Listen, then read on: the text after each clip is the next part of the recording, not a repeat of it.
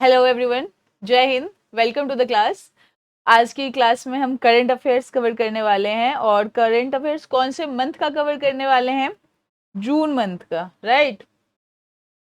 तो before going to so deep into the classes और syllabus thing, मैं आपको ये बता दूं कि जो आपका एग्जाम है 14th ऑफ सितंबर को, एनडीए सीडीएस का जो एग्जाम है उसमें आपके लास्ट 6 मंथ के करंट अफेयर्स पूछे जाते हैं। ठीक है, 6 मंथ लाइक जो हमारा अभी एग्जाम हुआ था एनडीए सीडीएस का अप्रैल में, अप्रैल टू सितंबर जितने भी करंट अफेयर्स हैं वो आपसे पूछे जाते हैं।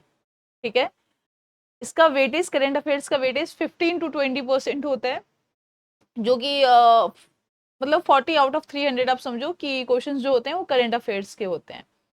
तो जो हमारे ये सेशन स्टार्ट हुए हैं इसमें हम मंथली करंट अफेयर्स कवर करेंगे, और जो हमारे प्रीवियस मंथ रह चुके हैं जैसे मई और अप्रैल, इसके भी करंट अफेयर्स आपको प्रोवाइड किए जाएंगे, जिसकी प्रॉपर वीडियो,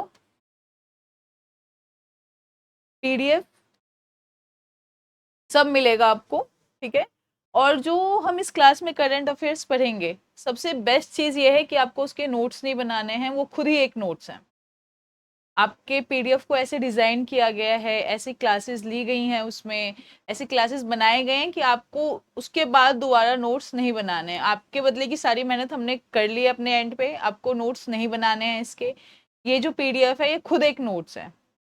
ठीक है, आपकी बहुत सारी मेहनत और टाइम दोनों ही बचाया गया है इसमें, क्योंकि अब हम बहुत क्रूशियल टाइम पे खड़े हैं एग्जाम के, तो हम अभी नोट बनाने के लिए नहीं जाएंगे बिल्कुल भी। ठीक है, आपको जो नोट्स मिल रहे हैं आप उसी से पढ़ेंगे, उसी को रिवाइज करेंगे, और 90 to 95% जो भी आपके करंट अफेयर्स पूछे जाएंगे वो इसी पीडीएफ से होंगे।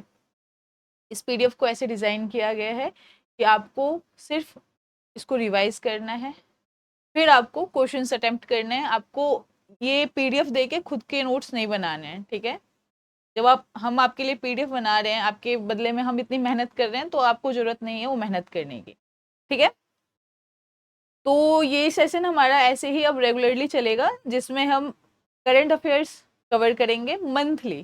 ठीक है, मंथली करंट अफेयर्स कवर करेंगे हम, और आपको प्रॉपर पीडीएफ प्रोवाइड की जाएगी। देन आपको क्वेश्चंस भी दिए जाएंगे। ठीक है, जिसमें आपको अटेम्प्ट करने हैं, पीडीएफ पढ़ना है, क्वेश्चंस अटेम्प्ट करने हैं।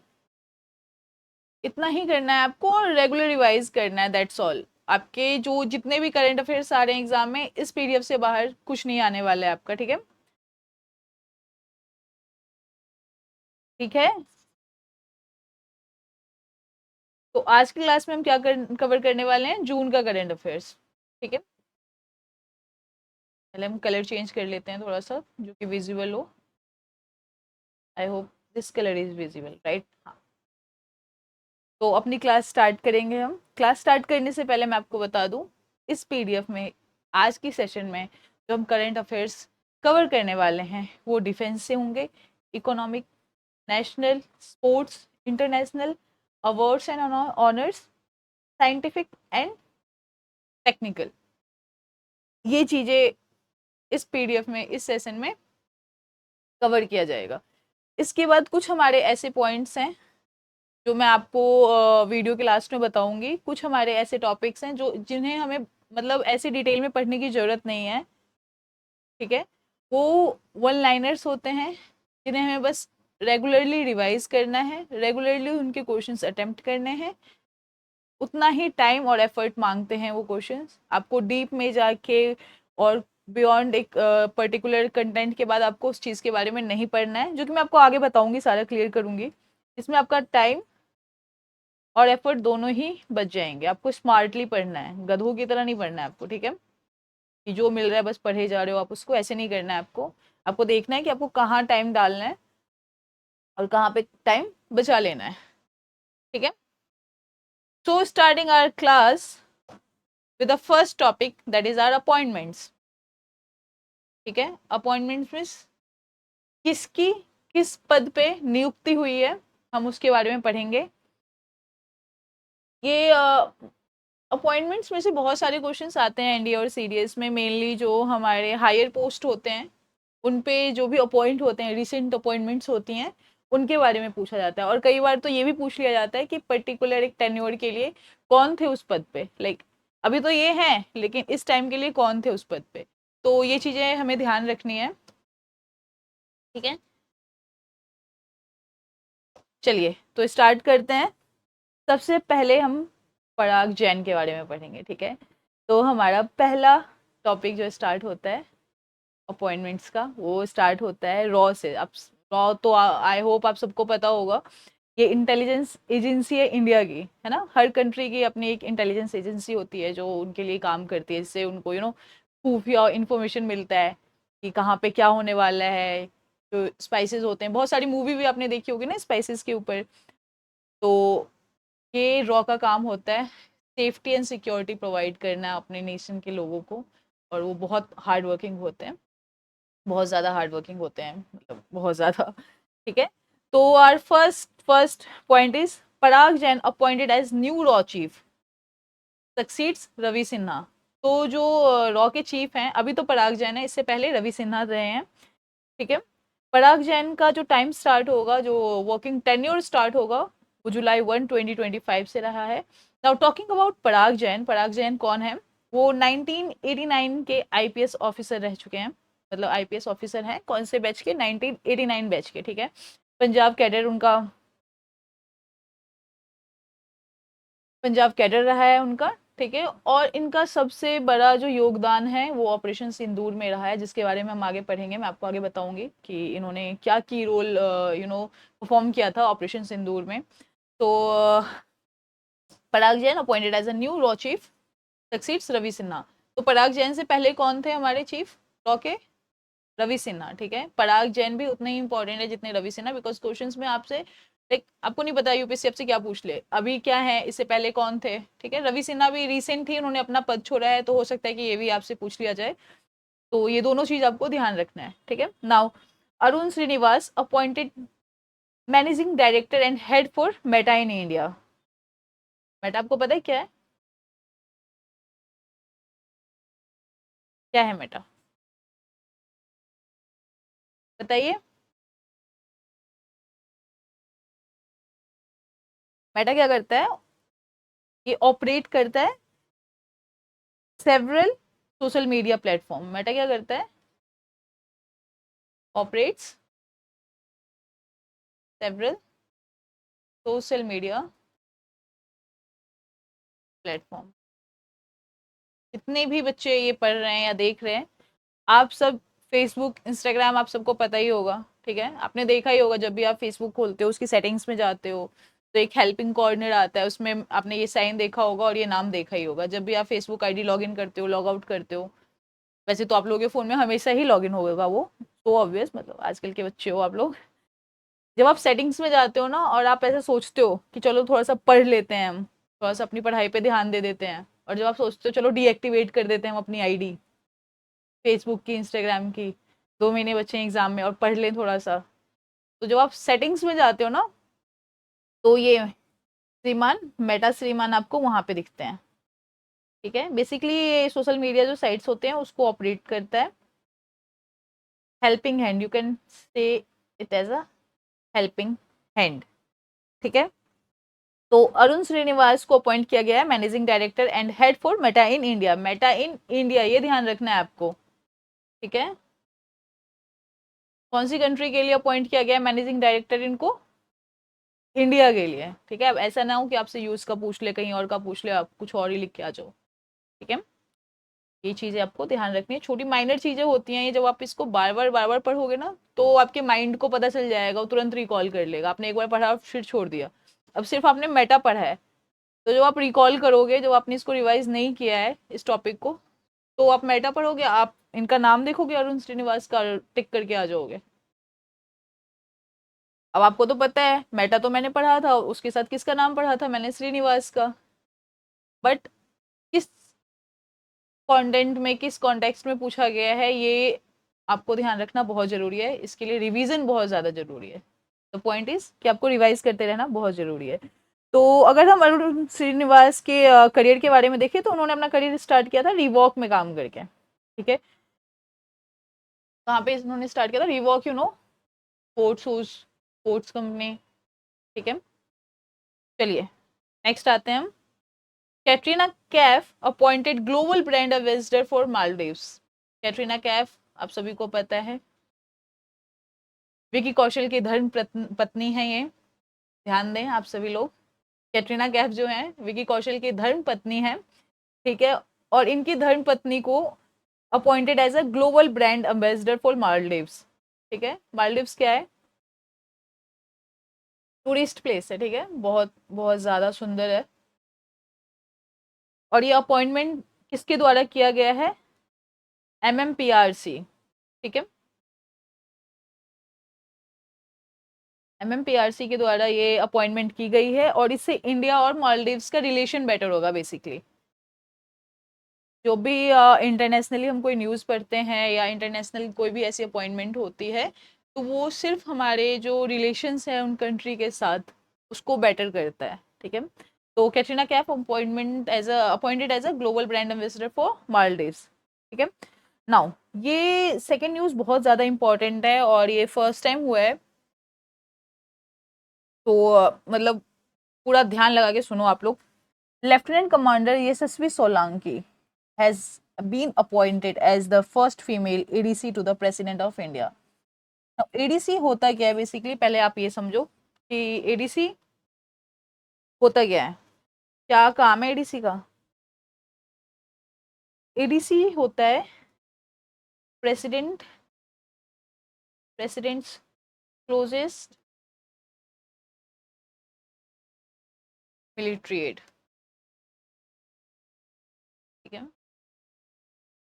जो हमारे प्रेसिडेंट होते हैं उनकी सिक्योरिटी में 5 लोग जो होते हैं जो हमेशा ही उनके साथ रहते हैं, ठीक है, वो ADC होते हैं वो सारे, ठीक है। जिसमें से जो होते हैं 3 from Indian army, 1 from navy and 1 from air force. 5 ADC होते हैं हमारे प्रेसिडेंट के, में से 3 इंडियन आर्मी, 1 एयरफोर्स और 1 नेवी में से होते हैं। तो जो हमारी लेफ्टिनेंट कमांडर यशस्वी सोलंकी हैं वो इंडिया फर्स्ट फीमेल ADC बनी है प्रेसिडेंट की। अभी हमारी प्रेसिडेंट कौन है? फीमेल है, ठीक है। क्या नाम है उनका? कमेंट में बताओ आप सभी लोग, प्रेसिडेंट का क्या नाम है हमारे, ठीक है। बेसिकली ये वुमेन एम्पावरमेंट भी शो करता है और जो हमारे डिफेंस सेक्टर में जो जेंडर इनइक्वालिटी है कहीं ना कहीं उसको भी कम करता है ये, ठीक है। तो ये बहुत इंपॉर्टेंट है और बहुत गर्व की बात भी है हम लोगों के लिए कि हमारी देश की लड़की, हमारी घर की बेटी, हमारी लेफ्टिनेंट कमांडर यशस्वी सोलंकी फर्स्ट ADC बनी है प्रेसिडेंट ऑफ इंडिया की, first female ADC from navy background, ठीक है। Now coming to the next part, Kalyan Kumar recommended as a central Bank of India MD and CEO। तो जो हमारे कल्याण कुमार हैं उनको सेंट्रल बैंक का MD and CEO घोषित किया गया है, ठीक है। ऐसा नहीं होता सिर्फ कंपनीज के MD and CEOs होते हैं, हमारे बैंकिंग के भी MD and CEOs होते हैं जो कि चेंज होते रहते हैं, एक टाइम आने पे, पर्टिकुलर टाइम आने पे चेंज होते रहते हैं। तो टॉकिंग अबाउट सेंट्रल बैंक, हमें पता चलता है कि कब फाउंड किया गया था उसको, founded in 1911 by sir Sorab ji, ठीक है। Is a historic public sector bank headquarter in Mumbai. इसमें ध्यान देने वाली बात यह है कि कल्याण कुमार को रिकमेंड किया गया MD and CEO as a Central Bank of India. और सेंट्रल बैंक ऑफ इंडिया को कब फाउंड किया गया था, आपसे ये क्वेश्चन पूछा जा सकता है क्योंकि न्यूज़ में है ये चीज़। अगर कल्याण कुमार को CEO और MD घोषित किया गया है सेंट्रल बैंक का तो सेंट्रल बैंक न्यूज़ में है, ठीक है। और अगर उनके न्यूज़ में होने के कारण आपसे ये पूछा जा सकता है कि सेंट्रल बैंक कब फाउंडेशन कब रखी गई थी उसकी, सेंट्रल बैंक की, तो इन 1911, ठीक है। और इसका हेडक्वार्टर कहाँ पे है? मुंबई में है, राइट। और ये जो कल्याण कुमार है हमारे, इन्होंने अपना करियर कहाँ से स्टार्ट किया था, अपनी जर्नी कहाँ से स्टार्ट की थी, वो भी बहुत इंपॉर्टेंट है। इन्होंने as a rural development officer join किया था, रूरल डेवलपमेंट ऑफिसर इन्होंने स्टार्ट किया था अपनी जर्नी। कब किया था? इन 1995, ठीक है। कल्याण कुमार जो है हमारे पिछले 26 साल से बैंक में, ठीक है, लास्ट 26 ईयर अपने जीवन के कल्याण कुमार ने बैंकिंग सेवा में दिया है और आज वो एमडी एंड सीईओ हैं, ठीक है। Coming next, Ashish Pandey recommended as Union Bank MD and CEO. Similarly जैसे कल्याण कुमार को एमडी एंड सीईओ घोषित किया गया सेंट्रल बैंक का, वैसे ही आशीष पांडे को एमडी एंड सीईओ घोषित किया गया है यूनियन बैंक का। अभी जिस पोस्ट को ये छोड़ के आए हैं वो कौन सी पोस्ट पे थे वो बताओ। आशीष पांडे जो थे वो executive director of bank of Maharashtra में थे, ठीक है।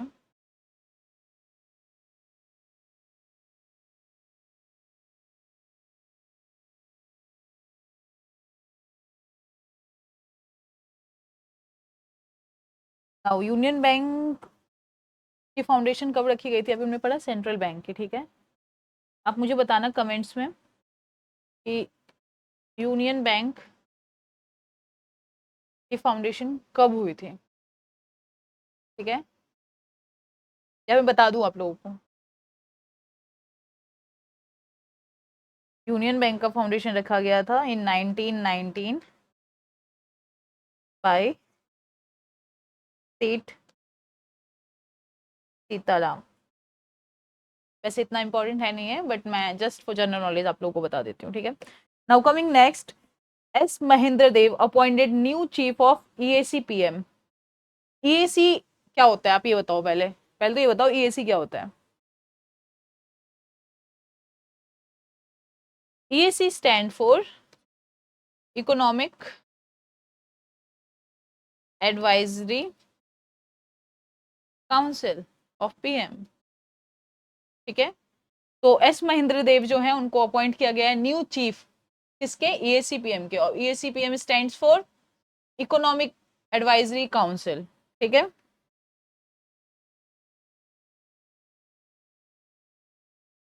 to the PM. Now coming next, Cipla Health launches new campaign for Cipladine with Neena Gupta, ठीक है। इसमें इंपॉर्टेंट क्या है, एक तो कि उनका नया कैंपेन, ठीक है। सेकेंडली नीना गुप्ता जो कि काइंड से मतलब काइंड ऑफ ब्रांड एम्बेसडर ही हो गई अगर उन्होंने कोई कैंपेन स्टार्ट किया उनका तो, ठीक है। Cipla health a leading player in consumer healthcare announced the launches of its latest campaign सिप्लाडिन। और कैंपेन का नाम क्या है, सिप्लाडिन, ये ध्यान रखना है आपको, सिप्लाडिन, ठीक है। सिप्लाडिन, और इनका मोटो क्या है आपका, फर्स्ट एड एक्सपर्ट।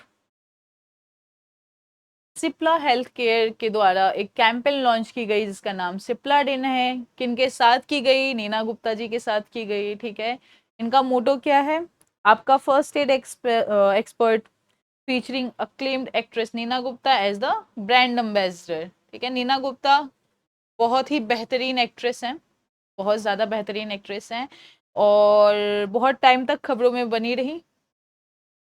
आप सब जानते होंगे Viv Richards,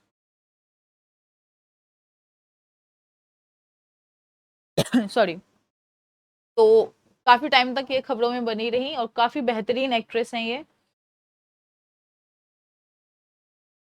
now coming next हमारे नए स्लॉट पे, नए पेज पे, नए खबरों की ओर, ठीक है। स्पोर्ट्स करेंट्स अफेयर, बहुत सारे लोग ऐसे होंगे आप में अभी इनको एकदम से इंटरेस्ट आ गया होगा कि अरे खेल कूद की बात हो रही है, ठीक है। खेल कूद में भी जो थोड़े से क्रिकेट लवर्स हैं उनके लिए तो बहुत ज़्यादा खुशी की बात है ये, और जो नहीं है उनके लिए भी है क्योंकि आपके क्वेश्चंस तो देखो यहीं से आने हैं, ठीक है। तो आपको चाहते हुए ना चाहते हुए क्रिकेट की दुनिया में तो घुसना पड़ेगा। वैसे मुझे लगता नहीं है कि कोई ऐसा होगा जिसको क्रिकेट नहीं पसंद है, बट हाँ होते होंगे। चलिए स्टार्ट करते हैं हम अपना स्पोर्ट्स करंट अफेयर, ठीक है।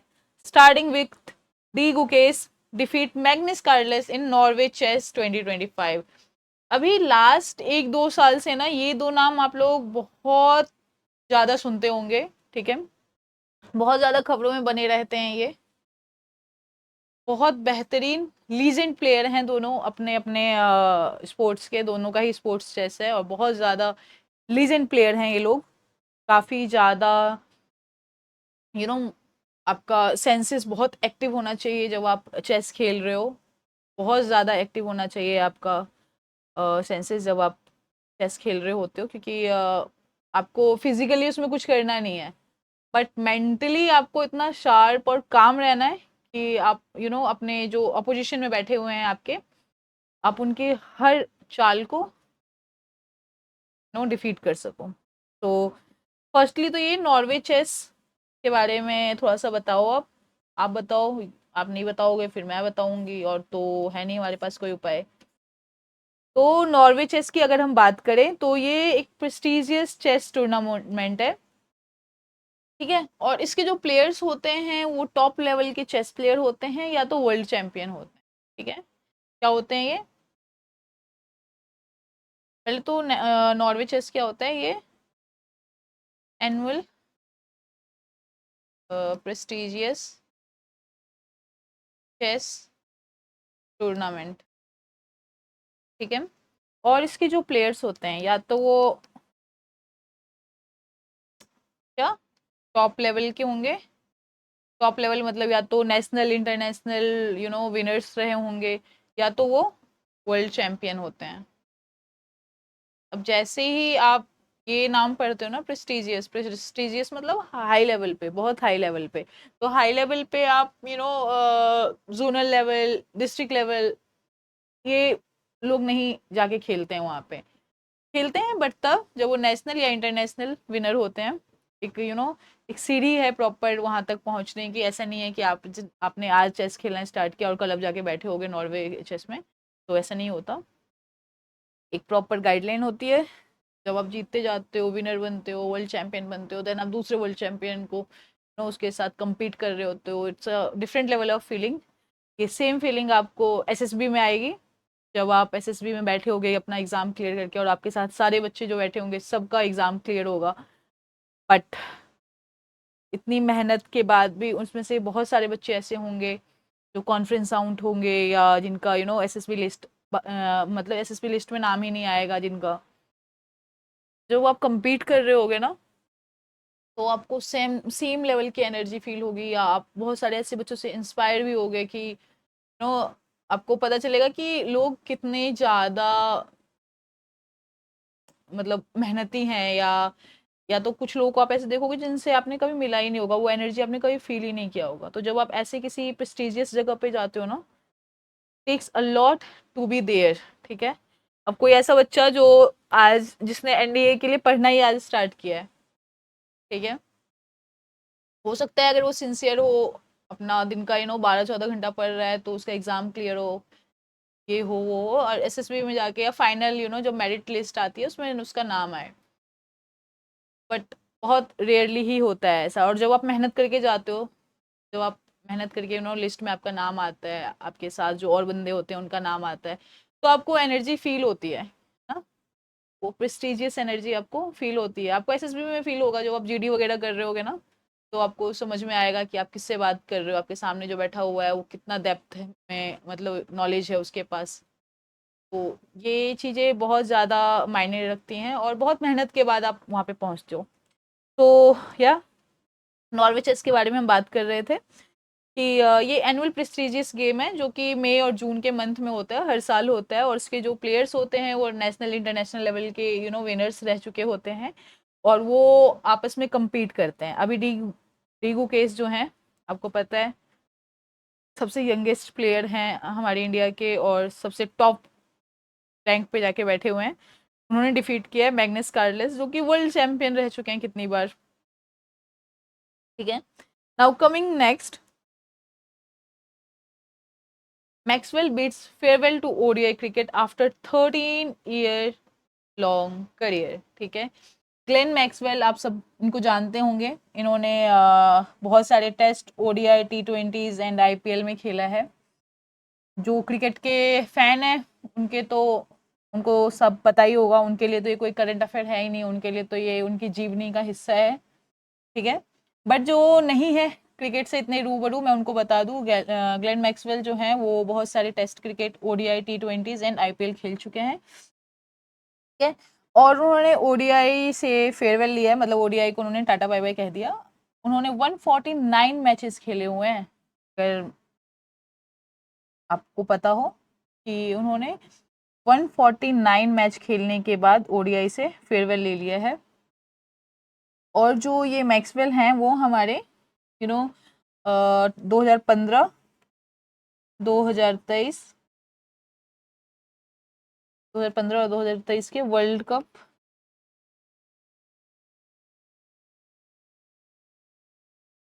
2015 और 2013 में किसने वर्ल्ड कप जीता था बताओ?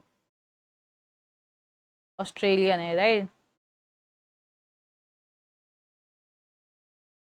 वर्ल्ड कप विनिंग टीम में रह चुके हैं, जो कि ऑस्ट्रेलिया था।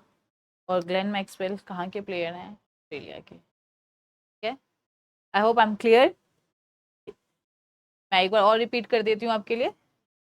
जो हमारे मैक्सवेल हैं उन्होंने ओडीआई क्रिकेट से बाय बाय कह दिया है उसको, after 13 year of his career. उन्होंने अपने करियर में अभी तक 149 मैच खेल चुके हैं वो ओडीआई में। और जो मैक्सवेल जी हैं हमारे, वो 2015 और 2023 वर्ल्ड कप चैंपियनशिप का हिस्सा रह चुके हैं, प्लेयर रह चुके हैं ऑस्ट्रेलिया से। ये चीज़ आपको ध्यान रखनी है, ठीक है। Now coming next, Heinrich Klaasen announces retirement from international cricket. इस साल हमें लगता है कि बहुत सारे ऐसे महान क्रिकेटर्स रहे हैं हमारे क्रिकेट की दुनिया में, जिन्होंने कहीं ना कहीं कोई ना कोई मैच से, किसी ना किसी सीरीज से तो टाटा बाय बाय कह दिया है क्रिकेट को। बट कहीं ना कहीं वो खेलेंगे, आप उनको देख पाओगे। बट जो लोग हैं क्रिकेट के फैन हैं, वो तो ऑब्वियसली उनके लिए तो बहुत दुख की बात है ये। तो जो ये हमारे कार्लसन है वो साउथ अफ्रीका के क्रिकेटर हैं, ठीक है। और ये नोन किस चीज के बारे में, आप ये बताओ, जो अगर आप क्रिकेट देखते हो या क्रिकेट के फैन हो, आप मेरे को ये बताओ, इनको किस चीज के लिए जाना जाता है? एक होता है ना बैटिंग स्टाइल सबका, जैसे हमारे एमएस धोनी है, उनका है ना वो helicopter style. I am not into so much cricket, but थोड़ा बहुत तो मैं देख लेती हूँ, अपने आसपास के लोगों को बात करते हुए सुन लेती हूँ, तो आइडिया आ जाता है मुझे। तो जैसे हमारे एमएस धोनी है, लीजेंडरी प्लेयर हैं हमारे क्रिकेट के, तो उनका एक जब वो खेलते हैं तो एक शॉट मारते हैं वो, जिसको हेलीकॉप्टर शॉट कहते हैं, if I am not wrong. तो वैसे ही हमारे कार्लसन है, उनका जो एक शॉट है, या उनका कुछ तो ऐसा है ना जिसकी वजह से वो फेमस है, क्या है वो चीज़ बताओ आप मुझे, बताना आप मुझे कमेंट सेक्शन में, ठीक है। वैसे अभी मैं आपको बता देती हूँ कि वो अपने अग्रेसिव बैटिंग के लिए फेमस है, ठीक है। और उन्होंने जो इंटरनेशनल क्रिकेट से भी टाटा बाय बाय कहा है, वो किस लिए कहा है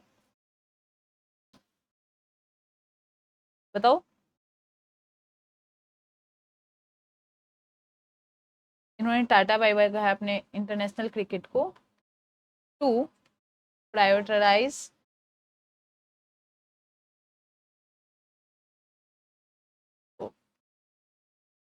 अरे यार एक मिनट, prioritise his career in white ball format, ठीक है। Now coming next, IPL 2025 final. Finally हम आईपीएल की बात कर रहे हैं। बहुत सारे लोग ऐसे हैं इस बार जिनको बहुत दुख हुआ है, ठीक है। और बहुत सारे लोग ऐसे हैं जिनको शायद 18 साल बाद, 15 साल बाद बहुत खुशी मिली है। हर बार बेचारों को दुख मिलता था, बट 18 साल बाद फाइनली जैसे हम कहते हैं ना, वो इंतजार का फल मीठा होता है, वैसे ही 18 साल बाद का फल आईपीएल की ट्रॉफी रही है, ठीक है। तो आईपीएल ट्रॉफी इस बार किसने जीता है? रॉयल चैलेंजर्स बैंगलोर, ठीक है। और मैच किसके साथ था? बताइए, प्रीति जिंटा के फैन, बताओ किसके साथ था मैच? पंजाब किंग्स के साथ, ठीक है। और ये मैच कहाँ पे था? नरेंद्र मोदी स्टेडियम, अहमदाबाद। आईपीएल का जो फाइनल मैच हुआ है वो किस किस के बीच में हुआ है? आरसीबी एंड पंजाब किंग्स के बीच में ये मैच हुआ है। कहाँ पे हुआ है? नरेंद्र मोदी दास स्टेडियम में हुआ है, अहमदाबाद, ठीक है। और कौन जीता है इसमें? आरसीबी। इसमें तो मुझे नहीं लगता इतना डेप्थ में जाने की जरूरत है हमें इस चीज़ के बारे में। All over news, all over social media, उनके जीतते ही मतलब मेरे को तो लगता है कि 1 डेढ़ महीने तक यही चला है सोशल मीडिया पे, कि वो उस खुशी से बाहर ही नहीं आ पा रहे थे जो उनको 18 साल बाद मिली, ठीक है। Now, Oscar pastry claims dominant victory of Spanish ground prix 2025। अब ये होता है क्या है बेसिकली, ये F1 F2 रेस आपने सुना होगा, ठीक है। ये वो होता है। और जो ये हमारे ऑस्कर साहब हैं, ये तो काफी लीजेंडरी प्लेयर हैं। ये हैवी ड्राइवर कहे दो आप इनको, हैवी ड्राइवर बोलते हैं ना हम। प्लेयर तो नहीं कह सकते हम इनको हैवी ड्राइवर बोलेंगे, ठीक है। इन्होंने अभी तक 7 रेस जीता हुआ है। 7 रेस मतलब जो ये ग्रैंड प्रिक्स हैं हमारे, वो उसकी बात कर रही हूँ मैं। ये नहीं कि रेस लगा रहे हैं और जीत गए तो 7 बार जीत गए, ऐसा नहीं होता। और इन्होंने ऑल्सो वॉन 2020 एंड 2021 का F1 या FIA आप कह सकते हो इसको, फॉर्मूला रेस जो होता है, Formula 3 championship. And I hope ये कलर दिख रहा है आपको अगर मैं लिख रही हूँ इस पे, तो है ना? ऐसा ना हो कि आपको दिख ही नहीं रहा है, मैं लिखती जा रही हूँ। चैंपियन, ठीक है। ऑस्कर पिस्त्री, ये बहुत इंपॉर्टेंट नाम है, आपको ध्यान रखना है। और बहुत हैवी ड्राइवर है, हैवी ड्राइवर से आप इनका नाम याद रख सकते हो। ऑस्कर साहब का एक तो इनका नाम ही ऑस्कर है, ठीक है। तो इससे आप ध्यान रख सकते हो उसका। अभी इन्होंने रिसेंटली क्या किया है, his 5th victory of 2025 season by winning the Spanish grand prix Barcelona, ठीक है। अभी उन्होंने 5th विक्ट्री अपनी हासिल करी है किसमें? स्पेनिश ग्रैंड प्रिक्स में।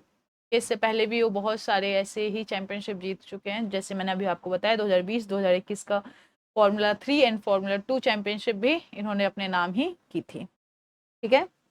Now coming next, India England test series renamed as Anderson Tendulkar trophy. पहले इसका नाम क्या था और अभी इसका नाम क्या है, ये बताइए पहले तो आप। बताओ बताओ। तो थोड़ा सा तो आप लोगों को जो नॉलेज हो आप मेरे को कमेंट में बता दिया करो, सो दैट कि मेरे को पता रहे कि आप लोगों को एटलीस्ट थोड़ा बहुत तो पता है इस चीज़ के बारे में। बट जो जैसे क्रिकेट से रिलेटेड न्यूज़ है, मुझे नहीं लगता कि कुछ भी, जितने भी हमारे मेल हैं या फीमेल्स हैं जो स्टूडेंट रहे हैं हमारे, सबको पता ही होगा क्रिकेट के बारे में। तो वैसे भी नहीं भी पता होगा तो आजकल तो सोशल मीडिया का है, आप स्क्रॉल करते करते पहुंच ही जाते होगे आप लोग इस न्यूज़ तक, ठीक है। तो जो एंडरसन है हमारे और जो तेंदुलकर हैं हमारे, ये दोनों ही खूब लीजेंड हैं अपने स्पोर्ट्स के, अपने अपने नेशन के। तेंदुलकर साहब तो वी ऑल नो देम, ठीक है। तो पहले जो ये टेस्ट सीरीज था उसका नाम क्या था और अभी क्या नाम है, ठीक है। फॉर्मर नेम क्या था? The Pataudi trophy. एंड जो ऑस्ट्रेलिया ये एंडरसन है, एक सेकेंड,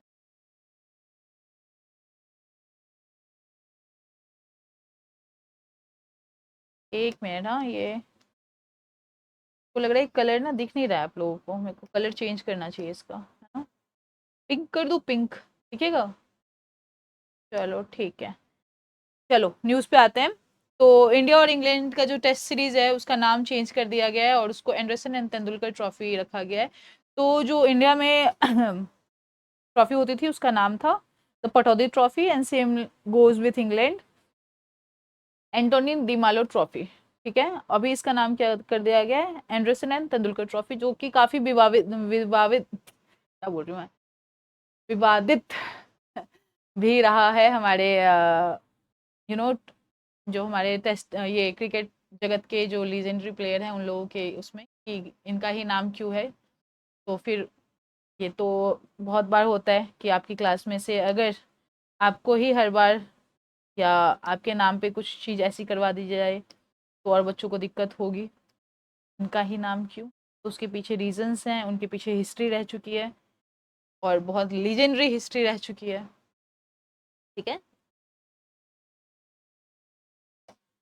तो आई होप ये पॉइंट आप लोगों को क्लियर हो गया हो कि जो टेस्ट सीरीज है उसको रीनेम कर दिया गया है और जो नाम है वो दो महान क्रिकेटर्स के नाम पे रखा गया है जो कि इंग्लैंड और इंडिया के हैं, एंडरसन एंड तेंदुलकर। ठीक है, विवादित ही रिकॉल कर लिया मैंने, टंग स्लिप होता है बहुत बार जब हम ऐसे कॉन्टिन्यूसली बोलते हैं ना। तो coming next, Mohammad Wasim and Tryan named ICC Player of the Month for May 2025. Mohammad Wasim and Tryan named ICC Player of the Month for May 2025. Mohammed Wasim कब से खेल रहे हैं, कहाँ के प्लेयर हैं? 31 साल हो गया है इनको क्रिकेट की दुनिया में खेलते खेलते। ठीक है, यूएई के प्लेयर रह चुके हैं, ये रह चुके हैं मतलब हैं। और इनको इनकी कंसिस्टेंसी के लिए भी अवार्ड्स मिले हुए हैं। ठीक है, दोनों में लाइक T20 एंड जो ओडीआईज होते हैं हमारे, दोनों ही मैच में इनका परफॉर्मेंस जो रहा है वो कंसिस्टेंट रहा है, इसलिए इन दोनों प्लेयर्स को जो है प्लेयर ऑफ द मंथ का अवार्ड दिया गया है। ठीक है, और जो इनका कंट्रीब्यूशन है इंटरनेशनल मैचेस में, रिसेंट मैचेस में, सी देखी जाती, जब आप अपने काम में बहुत ज़्यादा परफेक्ट हो ना तो हर जगह, चाहे वो नेशनल हो, इंटरनेशनल हो, डिस्ट्रिक्ट हो, जोनल हो, वट एवर इट इज़, आप वहाँ पे वैसे ही डिलीवर करोगे। आप ये नहीं सोच रहे होगे कि नेशनल है थोड़ा कम कर लेते हैं, इंटरनेशनल है थोड़ा ज़्यादा कर लेते हैं। ठीक है, एक बहुत कोट है बहुत फेमस, तो मैं काफ़ी रिलेट करती हूँ उस कोट से। मैं बताती हूँ आप लोगों को, बहुत इंपॉर्टेंट है, देखना आप समझ में आएगा आप लोगों को। बहुत छोटा है बट बहुत इम्पैक्टफुल है। ठीक है, and the quote is how you do anything is how you do everything. मैं तो बहुत ज़्यादा रिलेट करती हूँ इस कोट से। आप किसी एक काम को कैसे करते हैं उससे ये पता चल जाता है कि आप बाकी के काम कैसे करते हैं। कि काम तो काम है, चाहे वो कुछ भी हो, उसमें जो लगन चाहिए, जो मेहनत चाहिए, अगर आप किसी एक काम को पूरी लगन और मेहनत से करते हो तो आप बाकी के सारे काम भी वैसे ही करते होगे। डजेंट मैटर कि वो इम्पोर्टेंट है नहीं है, क्या है कैसे है, जस्ट काम काम है, आपको करना है, दैट्स ऑल। तो how you do anything is how you do everything. ठीक है, ये बहुत इंपॉर्टेंट कोट है, मतलब बहुत ज़्यादा ऐसे मैं रिलेट करती हूँ इससे, और आप लोग भी करते होगे। मतलब पढ़ना आप इसको ना, 2-4 बार आप पढ़ोगे तो आपको इसका डेप्थ समझ में आएगा कि कोट क्या कहना चाह रहा है। तो ये अभी मैंने इसलिए बताया क्योंकि मोहम्मद वसीम और ट्रायन जी जो हैं, दोनों को ही इनकी कंसिस्टेंसी के लिए अवार्ड मिला है। ठीक है, और आप कंसिस्टेंट किसी भी चीज़ में तभी रह पाओगे जब आप अपना पूरा एफर्ट, पूरे इमोशंस के साथ उस चीज़ को कर रहे होगे। ठीक है, तो the quote goes very good with this point, how you do anything is how you do everything.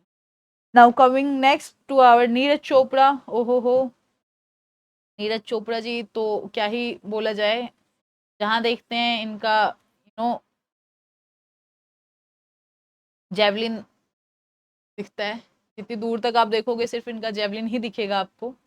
तो नीरज चोपड़ा जी को अभी रिसेंटली डायमंड लीग 2025 का इन्होंने जीता है, डायमंड लीग 2025, जो कि जिसका थ्रो कितना था, 88.16 मीटर। अच्छा, पता है नीरज चोपड़ा जी का एक बहुत इंपॉर्टेंट फैक्ट कह लो, आदत कह लो, या एक वो होता है ना, यूएसबी किसी भी चीज़ का, किसी इंसान का, नीरज चोपड़ा जी का ये है कि हर बार ये अपना रिकॉर्ड खुद ही तोड़ देते हैं। He don't need any other person to defeat him और to break his record.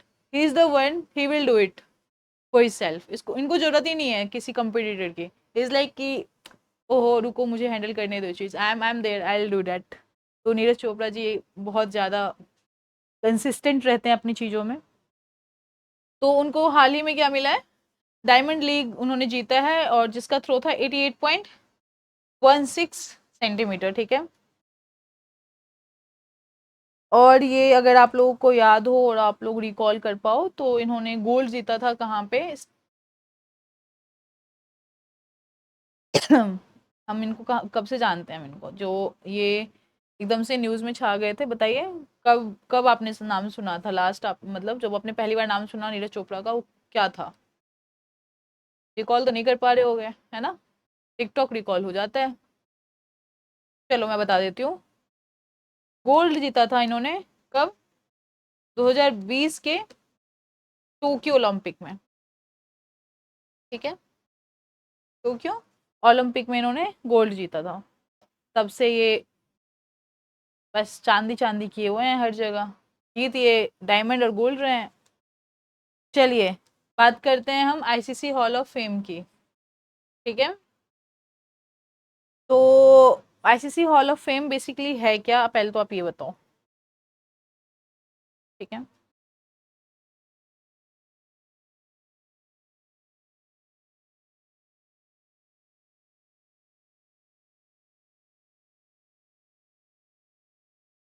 Recently जो बहुत ज़्यादा मतलब अभी जिनके बारे में हमने बात किया था, एम एस धोनी जी का नाम लिंक किया गया है आईसीसी हॉल ऑफ फेम में, ठीक है। और टोटल कितने प्लेयर्स हो गए हम, 122 cricketers from across generation and the nation, her generation her nation से जो लीजेंड प्लेयर्स हैं उसमें अब हमारे देश के एम एस धोनी जी का भी नाम जुड़ गया है, ठीक है। एम एस धोनी जी इंडियन कैप्टन रह चुके हैं, आप सभी को पता है।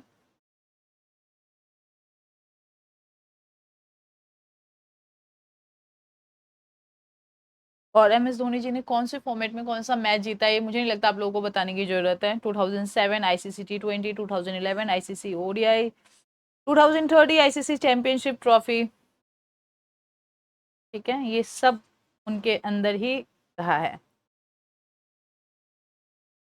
क्रिकेट के बारे में तो मुझे लगता है कि आप ही लोग को ज़्यादा पता होगा, आप लोग तो मतलब ऐसे घुसे पड़े रहते होगे ना क्रिकेट के हर न्यूज़ में, अरे ये आ गया वो आ गया ये वो।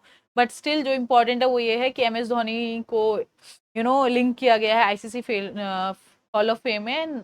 और टोटल अभी तक 122 क्रिकेटर्स हैं अक्रॉस इंडिया, ठीक है, जिसमें से ये कुछ लीजेंडरी नेम है। आपके पेपर वाइज इंपॉर्टेंट नहीं है बट आपके नॉलेज के लिए इंपॉर्टेंट है, if you can just go through it. Now coming back, Priyanka Goswami जो हैं उन्होंने ऑस्ट्रेलिया रेस वॉकिंग चैंपियन जीता है ना। पता है ये बहुत लोगों को ये कन्फ्यूजन है कि वॉकिंग रेस में क्या करना है, हमें चलना है, नहीं ऐसे नहीं होता। एक प्रॉपर फॉर्मेट होता है, एक प्रॉपर आपके लेग्स की अलाइनमेंट होती है जिससे आपको चलना होता है। और ये लाइक रनिंग से भी टफ है, लाइक ट्रस्ट मी बहुत ज़्यादा टफ है ये ऐसे चलना। आप जब देखते हो ना ग्राउंड में, अगर आपके आसपास ऐसे स्टेडियम होंगे या कुछ फोन वोन भी पे भी आजकल तो हर जगह ही हर चीज़ अवेलेबल है। तो आप देखना कभी लोगों को ये लगता है कि वॉक करके ही तो रेस जीतना है। वॉक करना ये नहीं होता कि आप पार्क में घूम रहे हो, घूमते घूमते आप रेस जीत लो या चैंपियनशिप जीत लो, ऐसे नहीं होता। एक प्रॉपर अलाइनमेंट होता है लेग्स का। और ये रनिंग से भी डिफिकल्ट है, ट्रस्ट मी ये रनिंग से भी बहुत ज़्यादा डिफिकल्ट है, ठीक है। तो winning the women's 10 kilometre race walk at the prestigious Australian race walking championship, जिसमें उनको 47 मिनट और 54 सेकेंड का टाइम मिला है, लगा था 10 किलोमीटर चलने में। आप समझ रहे हो 10 किलोमीटर अगर आप नॉर्मल चल भी रहे हो ना, मेरे को तो मतलब 2-4 घंटे तो चाहिए आपको। चार तो नहीं, लाइक 2 घंटे तो लाइक चाहिए ही चाहिए। एक नॉर्मल ह्यूमन बींग को ना 2-2.5 घंटे चाहिए, 10 किलोमीटर चलने के लिए। और इनको 47 मिनट और 54 सेकेंड लगा है, ठीक है। प्रियंका गोस्वामी जी को 47 मिनट 24 सेकेंड में उन्होंने 10 किलोमीटर का वॉकिंग रेस, ठीक है। मैं वॉकिंग पे इसलिए एफर्ट डाल रही हूँ इतना ताकि आप एग्जाम में रेस तक ही याद मत रखो, ठीक है। थोड़ा सा वॉक भी करो, उसको वॉक तक जाओ। 10 किलोमीटर वॉक रेस उन्होंने जीता है, ठीक है, जिसमें उनको समय लगा है 47 मिनट और 54 second. Now coming next, Lalit Upadhyay bids farewell to international hockey. बहुत ज़्यादा तेज खिलाड़ी हैं ये हमारे हॉकी जगत के। ललित उपाध्याय 2 टाइम ओलंपिक जीत चुके हैं ये, और ये बहुत कम लोगों को पता होगा, और बहुत दुख की बात है ये चीज़ कि आपको यू नो ठीक है, हर इंसान का अपना एक फेवरेट स्पोर्ट्स होता है या इंटरेस्ट होता है, बट एटलीस्ट जो ऐसे क्रिकेट ऐसे प्लेयर्स हैं हमारे, ऐसी प्लेयर्स हैं, वुमेन्स कह लो, मेंस कह लो, जिन्होंने ओलंपिक मेडल लिया है या गोल्ड जीता है या इंटरनेशनल गोल्ड जीता है, एटलीस्ट ये सब चीज़ें आप लोगों को एक्नॉलेज करनी चाहिए, आप लोगों को पता होनी चाहिए। और अगर आपको नहीं पता है, मुझे तो ये लगता है कि आप लोगों में से बहुत सारे लोग ऐसे होंगे जो पहली बार ही इनका नाम सुन रहे होंगे, ललित उपाध्याय, है ना? तो ये बहुत गलत चीज़ है, मतलब तो आपको भी एक्टिव रहना चाहिए इन चीज़ों में। और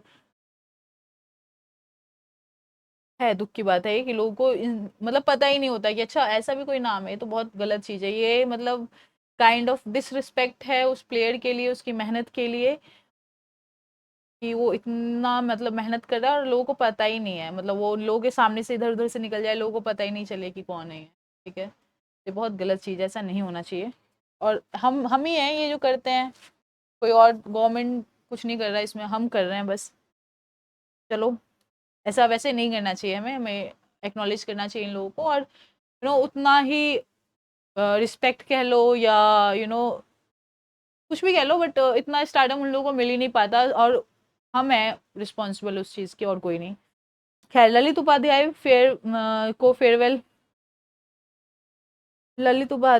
ने फेयरवेल ले लिया इंटरनेशनल हॉकी से आफ्टर अ ग्लोरियस करियर। ये 2 बार जो है ओलंपिक मेडलिस्ट रह चुके हैं, ठीक है, और इन्होंने रिटायरमेंट ले ली है इंटरनेशनल हॉकी से। ठीक है, अब अगर ललित उपाध्याय की बात करें तो मैं थोड़ा सा आप लोगों को बताना चाहती हूँ उनके बारे में। ठीक है, तो इन्होंने जीते हैं ओलंपिक मेडल्स। याद रखना इसको, है ना, भूल नहीं जाना, बहुत ज़रूरी है, याद रखना चाहिए आपको। एक तो ब्रॉन्ज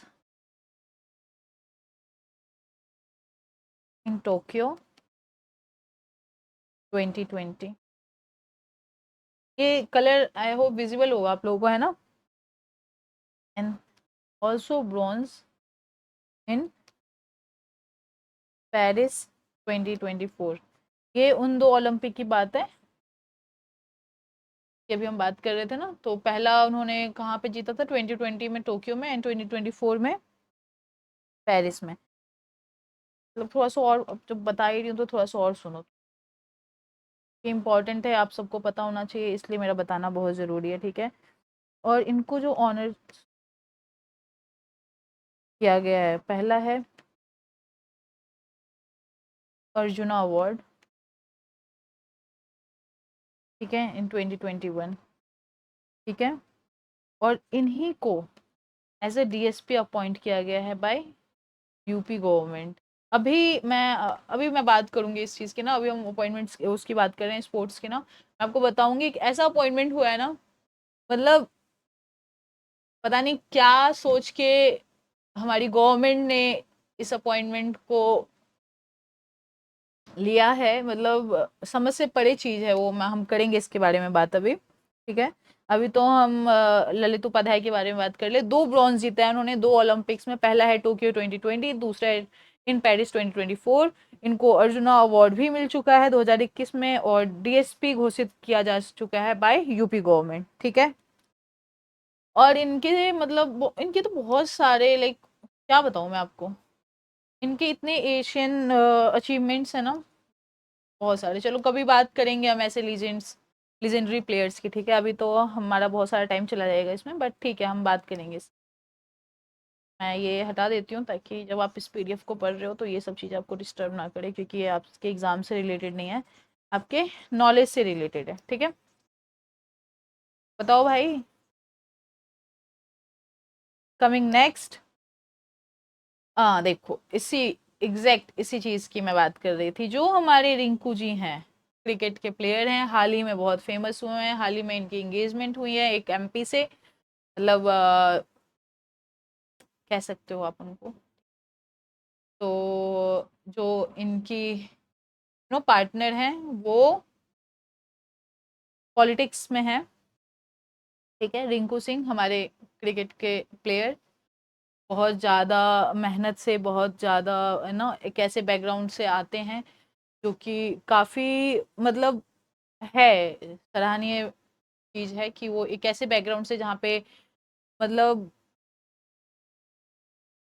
क्या बोला जाए कि बहुत ऐसे बैकग्राउंड से आते हैं जहाँ पे कोई गाइडेंस नहीं थी इनको क्रिकेट की, है ना, और इनकी फैमिली में कोई नहीं रहा, मतलब इतने ज़्यादा इजीली अवेलेबल चीज़ें थी नहीं इनकी फैमिली के लिए, still he made it, he did it. तो रिंकू सिंह तो आप सबको पता होगा नाम, ठीक है। तो इसमें स्ट्रेंज क्या है कि इनको डिस्ट्रिक्ट बेसिक एजुकेशन ऑफिसर घोषित किया गया है, ठीक है। तो अभी आप बोलोगे कि वो तो हमने पढ़ा ना, ललित उपाध्याय को भी किया गया है, तो इसमें स्ट्रेंज क्यों है, रिंकू सिंह को किया गया तो क्यों स्ट्रेंज है, ठीक है। मतलब स्ट्रेंज इसलिए है कि आप सबको पता होगा जो हमारे यूपीएससी के पेपर्स होते हैं ना, आईएएस आईपीएस, इनकी एक तो पहले तो आप लोगों को ये पता हो कि आईएएस आईपीएस पेपर, आप सभी बच्चे जो एनडीए सीडीएस का एग्जाम दे रहे हैं वो उसका पेपर भी यूपीएससी करवा रहा है, तो you know the level of toughness, और you know level the hard work you guys do to made it in the list, to make it your name in the list, ठीक है। Similarly जो IAS IPS है वो समझो कि जितना आप हार्ड वर्क करते हो मल्टीप्लाई बाय 100 कर दो, उतना करते हैं, ठीक है। उसके बाद फॉर्चुनेटली उनका नाम अगर आता है लिस्ट में, उसके मेरे को लगता है 10 साल, 5 साल, मतलब 10-5 साल की सर्विस के बाद उनको एक ऐसे पोस्ट दी जाती है जो इतने हाई लेवल की हो या हाई रैंक की हो, जो एजुकेशन मिनिस्टर हो गए, जो कैबिनेट मिनिस्टर्स हो गए हमारे, जो आईएएस आईपीएस होंगे, उसमें हार्डली 1-2 आईएएस आईपीएस होते हैं, ठीक है। तो जो कुछ ऐसे पोस्ट है ना जो मतलब एक तो पहला यूपीएससी का पेपर दो आप, उसके बाद इतने साल की सर्विस दो आप गवर्नमेंट को, देन गवर्नमेंट जाके आपको रिकॉग्नाइज करती है, आपके काम को रिकॉग्नाइज करती है, फिर एक्नॉलेज करती है उन चीज़ों को, and then you you know आप उस पोस्ट तक पहुंचते हो। बट जो हमारे रिंकू सिंह जी हैं, कोई मतलब शक नहीं है इस चीज़ में कि उन्होंने क्रिकेट में अपना बेहतरीन परफॉर्मेंस दिया है ना, अपना 100% दिया है इन्होंने। बट शॉकिंग पता है क्या है, उनका एजुकेशन बैकग्राउंड, ठीक है। हम हमारे देश के जो कुछ हैं पॉलिटिकल लीडर्स, वो एक ऐसे इंसान को एजुकेशन ऑफिसर बना रहे हैं जो खुद 8th पास है। अब दिस इज नो, मतलब मेरी तो समझ से परे चीज है ये कि एक, भले ही अगर आप क्रिकेट में बहुत अच्छा कर रहे हो तो आपको चेयरमैन बना दिया जाए, है ना, बीसीसीआई का, या तो आपको कुछ तो ऐसा पोस्ट दिया जाए क्रिकेट की जगत में ही जो मतलब ऑनेस्ट हो वो पोस्ट, बट आपको एजुकेशन ऑफिसर बनाया जा रहा है, एंड आपका खुद का एजुकेशन क्या है, तो थोड़ी सोचने वाली बात है। इस पे ज़्यादा बात विवाद करेंगे नहीं हम, मैं बस आपको बता रही थी कि हमारी गवर्नमेंट, हमारी पॉलिटिक्स के जो लीडर हैं वो किस अकॉर्डिंग काम करते हैं। खैर, एग्जाम पे ध्यान दीजिए आप लोग, ठीक है। Now Rinku Singh joins UP education department under sports quota scheme, ठीक है। तो ऐसा चल रहा है।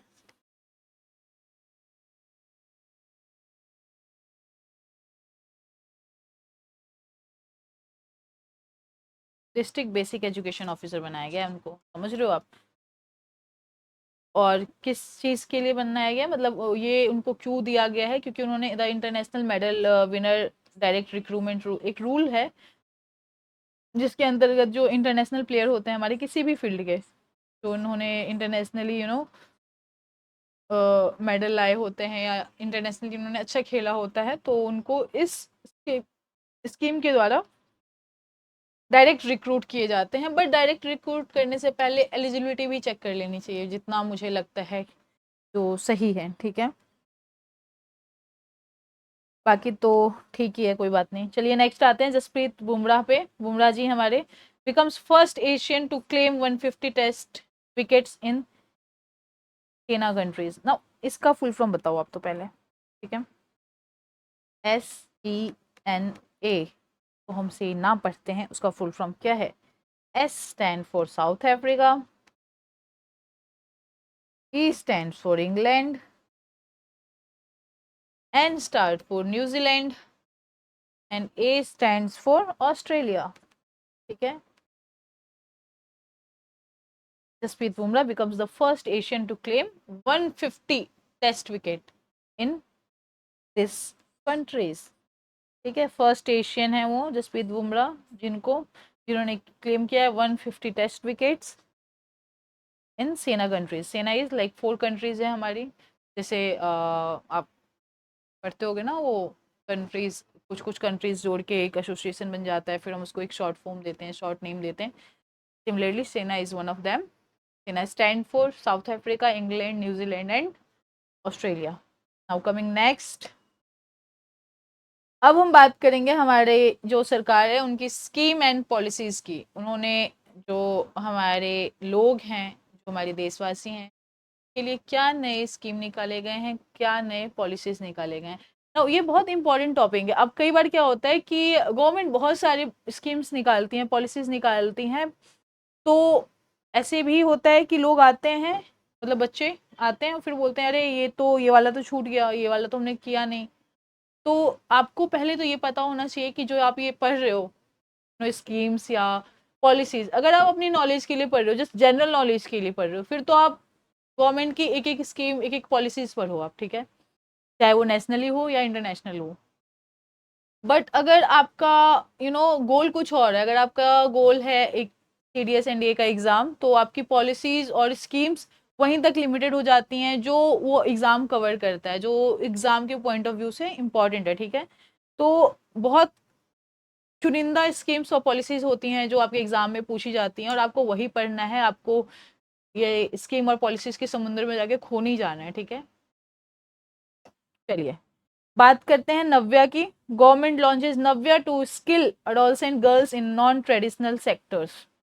ठीक है, नव्या क्या है पहले तो ये बताइए आप लोग, नव्या की फुल फॉर्म बताइए। अच्छा, मैं ओहो मुझे ही बताना है, मैं तो भूल ही जाती हूँ। चलिए मैं बताती हूँ आपको। Navya stand for nurturing aspiration through vocational training for young adolescent girls. ठीक है, Navya stand for what? Navya stand for nurturing aspiration through vocational training for young adolescent girls. I hope I am clear. ये नव्या की फुल फॉर्म है, मैं लिख दूं क्या? चलो ठीक।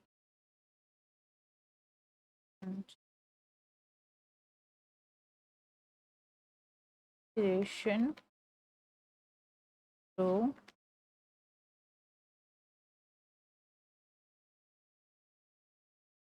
Vocational training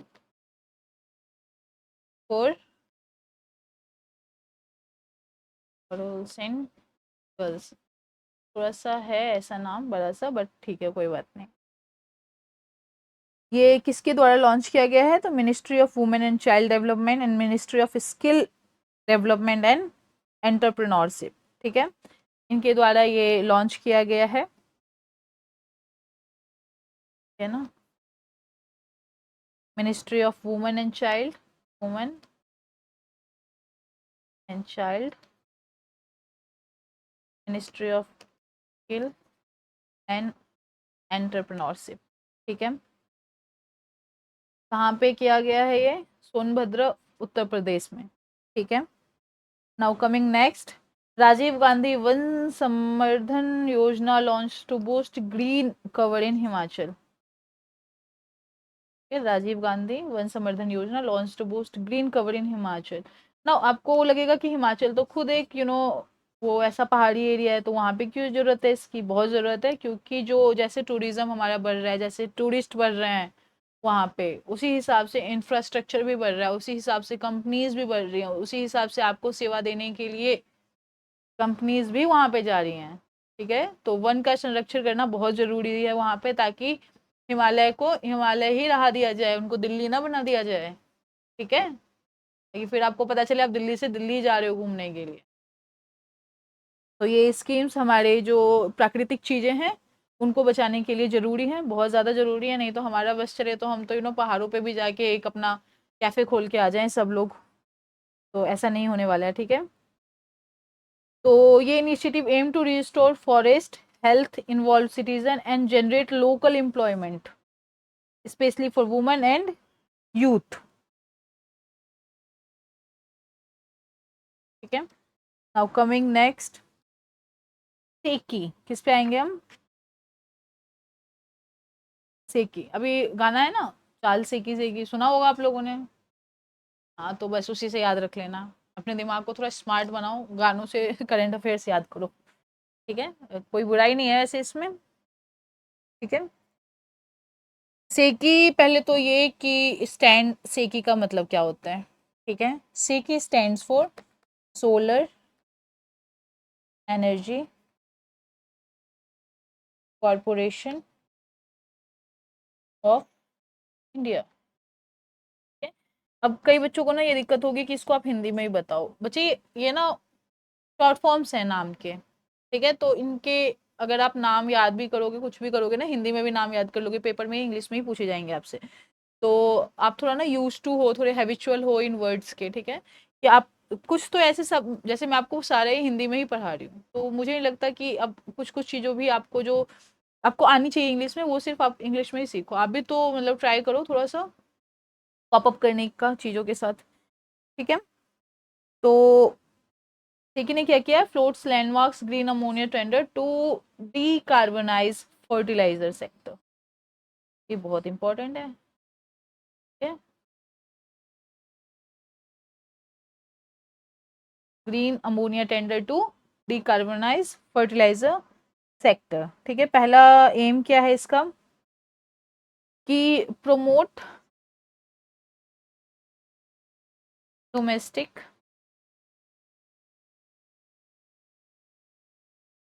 production of green hydrogen. ठीक है, and reduce dependence imported natural gas. जो हम इंपोर्ट करवाते हैं ना नेचुरल गैस, उसको कम करके अपने ही देश में खुद के उत्पादन से उसको बनाया जाए। ठीक है, नेचुरल गैस। ये ग्रीन अमोनिया टेंडर है ना, टू डिकार्बनाइज फर्टिलाइजर सेक्टर। ठीक, now coming next, 10 year of Amrut transforming urban India. अब देखो, सबसे पहले तो ये बात आती है कि हमें अर्बन इंडिया को क्यों ट्रांसफॉर्म करना है। मतलब अर्बन इंडिया को ट्रांसफॉर्म करने की जरूरत क्या है? अर्बन तो पहले से अर्बनाइजेशन हो रखा है ना, यहाँ पे रूरल को हम अर्बन बनाएं। हम तो अर्बन को ही अर्बन बना रहे हैं, अर्बन को और क्या अर्बन बनाया जाएगा, है ना, क्वेश्चन तो है ये। तो देखो, अब हम बात करते हैं अपने जो हमारे बड़े स्टेट्स हैं, मुंबई दिल्ली कोलकाता, है ना, इनकी बात करते हैं। अगर हम जो हमारे बड़े स्टेट्स हैं हमारे इंडिया में, हमारे नेशन में, वो तुम समझो कि वहाँ की जो रहने की कंडीशंस हैं हायर पॉपुलेशन जोन में, वो गांव से भी बदतर है। ठीक है, बहुत बदतर है। लाइक आप अगर मुंबई जाओगे तो सबसे बड़ा चौल है वहाँ पे धारावी, है ना। वहां पे मतलब आपको साफ पानी साफ घर मिल जाए ना, एक का तुक्का आपको मिलेगा ऐसा। तो घर के पीछे नाली निकल रही है, घर के आगे नाली निकल रही है, दाएं बाएं नाली नाली, गंदा पानी का। अब लोग इतने हैं, गंदगी इतनी ही होगी। ठीक है, तो जो गांव में लोग रह रहे हैं बहुत ज्यादा शुद्ध हवा, बहुत अच्छी जिंदगी जी रहे हैं, हमसे हमसे पता नहीं 10-20 साल ज्यादा ही जिए वो। जिस हिसाब से हम पॉपुलेशन बढ़ाए जा रहे हैं, जिस हिसाब से हम पॉल्यूशन बढ़ाए जा रहे हैं, हमारे खत्म होने के दिन निकट आ गए हैं, हमारे ज्यादा दिन है नहीं हम इस दुनिया में। तो 10 year of Amrut transforming urban India, urban India को भी भाई मतलब शहर को भी रहने लायक, बेसिकली रहने लायक बनाया जा रहा है शहर को। तुम देख रहे हो तुम कितनी गंदगी में रह रहे हैं, कितने गंदे हालात में रह रहे हैं हम। अब देखो शहर में इनको क्या दिया गया, 2 crore tap connection, 1.5 crore sewer lines, 2.73 lakh crore worth of project sanction किया गया है इस अमृत के दौर, अमृत का जो ये 10 साल का कार्यकाल रहा है इसमें। ठीक है, नाउ अब तो सबसे पहले मैं आपको ये बताऊं, अमृत स्टैंड क्या किस चीज के लिए करता है। It is Atal mission for rejuvenation and urban transformation. Urban trans, देख रहे हो अगर कोई बच्चा इसमें ऐसा है जो गांव में रह रहा है, भाई कितने लकी हो तुम लोग। मतलब शहर में तो बहुत गंदा हाल है, सरकार कहाँ कहाँ देखे, तुम्हारा गांव ठीक करे, तुम्हारा शहर ठीक करे, तुमसे कुछ नहीं होगा, हमसे कुछ नहीं होने वाला है। ठीक है। तो दिस इज, ये मे बी ये क्वेश्चन में पूछा जा सकता है 2014 से 24, 10 साल हो चुके हैं, तो क्या सरकार ने किया है, ये बहुत ये इंपॉर्टेंट है। ठीक है, इसको आप इंपॉर्टेंट मार्क कर लो। Now government to conduct population census to 2027 in 2 phases with caste census. इस बार जो आपकी जनगणना होगी, है ना, उसमें 2 फेजेस होंगे। ठीक है। और दोनों फेजेस में, एक में तो जनगणना होगी, दूसरे में आपका कास्ट भी पूछा जाएगा। ठीक है। और ये डिजिटली होगा, इस बार जो होगा वो डिजिटल जनगणना होगी। पहले आपने देखा होगा एक वो कर्मचारी आते थे ऐसे वो लगा के, एक आई कार्ड पहन के, हाथ में बड़ा सा रजिस्टर लेके, पेन लेके, और उस रजिस्टर में ऐसे लाइन खींचे हुए रहते थे। फिर वो आपके घर में जो मुख्य सदस्य हैं उनका नाम, फिर मतलब आपके दादा दादी अगर हैं तो उनका नाम, फिर आपके पेरेंट्स का नाम, फिर आप लोगों का नाम, फिर कितने लोग हैं, ये सब पूछते हैं ना। तो इस बार कास्ट भी उसमें इंक्लूड होगा और ये सारी चीज़ें डिजिटली होंगे। ठीक है। 2 more Ramsar wetland sites in India, to taking total 291। ठीक है। 2 और रामसर वेटलैंड हम पाई गई हैं इंडिया में। ठीक है। और टोटल अब कितनी हो गई है, 91। और ये दोनों कहाँ पाई गई हैं, दोनों ही राजस्थान में है। ठीक है। पहला है किचन, दूसरा है मेनार, यहाँ पे है ये वेटलैंड। ठीक है। अब टोटल इंडिया में कितनी वेटलैंड हो गई हैं अब, 91। Now coming next to our defence current affairs. खुश हो जाओ, हमारे मतलब की चीज़ आ गई, डिफेंस करेंट अफेयर्स। ठीक है। चलिए थोड़ा पानी वानी पी लीजिए आप लोग, जरूरत तो पड़ रही होगी। ठीक है। Now start. INS Tamil to be commissioned on July 1. INS Indian Naval Ship Tamal to be commissioned on July 1. जुलाई 1 से वो अपने कार्यकाल में आ जाएंगी, आ जाएगा। ठीक है। इसके बाद इसमें इम्पोर्टेंट पता है क्या है कि ये जो है हमारा, it is the last foreign built worship. ये हमारा लास्ट है जो हम रसिया से ले रहे हैं। इसके बाद हमारा जो भी होगा वो हमारा डोमेस्टिक प्रोडक्शन होगा इंडिया का। और ये किसको एम्पावर करता है, मेक इन इंडिया को, मेक इन इंडिया को पावर करता है। ये हमारा लास्ट आईएनएस है या लास्ट वॉरशिप है जो रशिया से हमने लिया है। इसके बाद से हमारा खुद का प्रोडक्शन होगा इस चीज़ की, बहुत गर्व की बात है। ठीक है। Now India France joint exercise शक्ति 2025 बिगन इन फ्रांस। पता है मैं इस पे ना एक अलग से वीडियो बनाऊंगी जिसमें लास्ट 6 मंथ के जितने डिफेंस एक्सरसाइज है ना, वो एक शॉर्ट नोट में आपको बताया जाएगा। मुझे लगता है कि वो ज़्यादा इंपॉर्टेंट है ये चीज़ें, कि आप आपके पास प्रॉपर ना एक पीडीएफ हो कि अच्छा डिफेंस एक्सरसाइजेज ये रही जी पीडीएफ, अपॉइंटमेंट्स जी ये रहे। आप मेरे को बताना कमेंट में, है ना, अगर आप लोगों को चाहिए कि एक अलग से पीडीएफ बनाया जाए जिसके बारे जिसमें सारे एक्सरसाइज इंक्लूड हो और आपको ज़्यादा मेहनत ना करनी पड़े। अब आपको अगर देखना है कि अगर मुझे मई में देखना है कि कौन सा एक्सरसाइज हुआ था, तो मेरे को मई का पीडीएफ नहीं खोलना है, मेरे को पीडीएफ प्रोवाइड करवा दिया जाएगा आप लोगों को जिसमें सारे डिफेंस के एक्सरसाइज होंगे। तो आपको जस्ट गो थ्रू करना है, बार बार रिवाइज करना है, और एक प्रॉपर वे में आप लोगों के नोट्स तैयार हो जाएंगे। और मैं एक बार और फिर ये बोल रही हूँ कि जो हम यहाँ से नोट्स बना रहे हैं, ये जो आपका पीडीएफ आपको मिलेगा, इसके बाद अगर आप इसको दोबारा कॉपी में लिख रहे हो तो आप बेवकूफ़ी कर रहे हो। आपको अपना टाइम बचाना है, इसलिए तो यहाँ पे इतनी मेहनत की जा रही है। अगर हमें पता ही है कि आप अपना नोट्स बनाओगे तो हम आपको ये पीडीएफ ग्रुप में ना भेज दे, क्यों पढ़ाया जा रहा है आप लोगों को, आपका टाइम बचाने के लिए, आपके एफर्ट्स बचाने के लिए ना।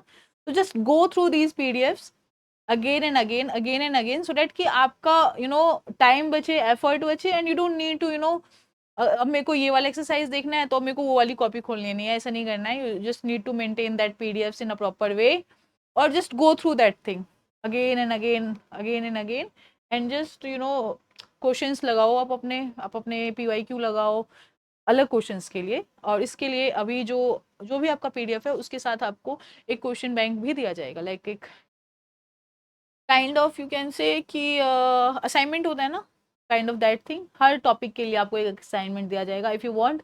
तो जैसे मैं अलग पीडीएफ बनाऊंगी, अलग वीडियो बनाऊंगी एक्सरसाइजेस पे, तो आपके लिए अलग असाइनमेंट भी सिर्फ एक्सरसाइजेस पे बना के दिया जाए, ठीक है। तो अगर आप लोगों को चाहिए तो बताना मुझे, कमेंट डाउन करना नीचे, आई विल मैं कर दूंगी वो चीज़ आप लोगों के लिए। Now coming next, India France joint exercise शक्ति 2025 बिगन इन फ्रांस। कहाँ पे हो रहा है ये? फ्रांस में हो रहा है। It is eighth addition of bilateral Indo French military exercise, ठीक है। क्या है? एट्थ एडिशन है किसका? इंडो फ्रांस मिलिट्री एक्सरसाइज का, ठीक है। कितने दिन चलता है ये? 15 डेज लॉन्ग चलता है, ठीक है। और ये 18 जून से 18 जून से स्टार्ट होगा टिल द जुलाई, ठीक है। और इसमें जो हमारी ट्रूप गई है वो कहाँ से गई है? जम्मू एंड कश्मीर से 90 लोगों की टीम जो है वो फ्रांस को रवाना हुई है, ठीक है। तो इंडिया फ्रांस का जो ये ज्वाइंट एक्सरसाइज है शक्ति, उसका 8th एडिशन होने वाला है। कब? 18 जून से स्टार्ट होगा टिल द जुलाई, ठीक है। ये इसका 8th एडिशन है। इसमें हमारे जो 19 मेंबर का ग्रुप जा रहा है वो जम्मू कश्मीर से जा रहा है to participate in that 8th edition of this exercise, ठीक है। Now coming next, defence cyber agency launches cyber सुरक्षा exercise to boost cyber security readiness, ठीक है। जो हमारी डिफेंस साइबर एजेंसीज हैं उन्होंने लॉन्च किया है साइबर सुरक्षा exercise to boost cyber security, ठीक है। बेसिकली एक्सरसाइजेज जो होते हैं वो क्यों होते हैं? पावर इन्हेंस करने के लिए, प्रैक्टिस इन्हेंस करने के लिए बेसिक, है ना। तो इसमें ओवर 100 पार्टिसिपेंट्स होंगे from various national defence and security agencies in cyber defence. इस वाली चीज़ में जो है ये cyber defence agency launches cyber सुरक्षा, इसमें पार्टिसिपेट कौन कर रहे हैं? 100 लोग होंगे, ठीक है। जो डिफेंस के डिफरेंट डिफरेंट सेक्टर से होंगे, साइबर सिक्योरिटी से होंगे, है ना, साइबर क्राइम एजेंसीज से होंगे। और इस मतलब ये एक्सरसाइज के दौरान उनको बताया क्या जाएगा बेसिकली साइबर सिक्योरिटी के बारे में। आजकल आप देख रहे हो ना कितना फ्रॉड हो रहा है साइबर सिक्योरिटी में। मतलब सब कुछ फ़ोन, अगर सब कुछ आपको फ़ोन दे रहा है तो सब कुछ ले भी कौन ले रहा है? फ़ोन। तो एक security is a thin line चीज़ जो कि बहुत ज़रूरी है। तो हमारा जो डिफेंस है ने लॉन्च किया साइबर सुरक्षा, जिसमें पार्टिसिपेंट्स जो होंगे वो डिफरेंट साइबर सिक्योरिटी की एजेंसी से होंगे, हमारे डिफेंस से होंगे। और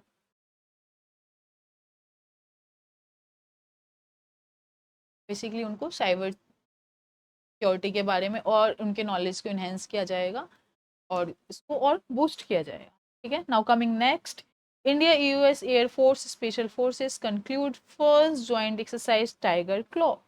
ये सब इम्पोर्टेंट है, आपको ध्यान रखना है।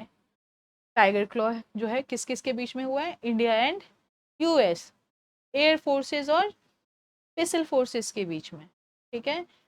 कौन सा एक्सरसाइज था? फर्स्ट ज्वाइंट एक्सरसाइज था। किसके बीच में? इंडिया और यूएस के बीच में। एक्सरसाइज का नाम क्या है? टाइगर क्लॉ, टाइगर क्लॉ, ठीक है। क्यों किया गया है? To strengthen the operational journey, ठीक है। और वेन्यू कहाँ था? इसका वेन्यू बहुत इंपॉर्टेंट है, तो नाम मुझे बहुत अच्छा लगता है इस वेन्यू का। It is Garud regiment. ऐसे नहीं लगता यहाँ बोलते हुए जैसे आप 15 अगस्त पे 26 जनवरी पे आप देखते हो वो पीछे से माइक में बोल रही होती है ना, एक लेडी डिफेंस की। गरुड़ रेजिमेंट, ठीक है। ट्रेनिंग सेंटर है ये गरुड़ रेजिमेंट का। कहाँ पे है ये? बताओ भाई, ज्वाइन करना है तुम लोगों को? कहाँ पे है ये? बागपत यूपी में है ये, ठीक है। इसको फर्स्ट ज्वाइंट एक्सरसाइज भी कह सकते हो और इसको हम कह सकते हैं न्यू फेज। न्यू फेज किसके लिए? इन बायलैटरल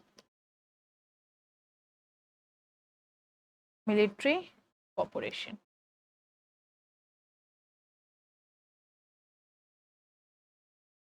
आई होप ये दिख रहा हो आपको, है ना।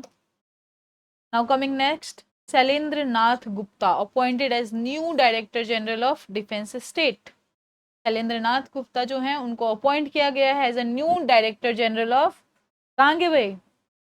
डिफेंस स्टेट के, ठीक है।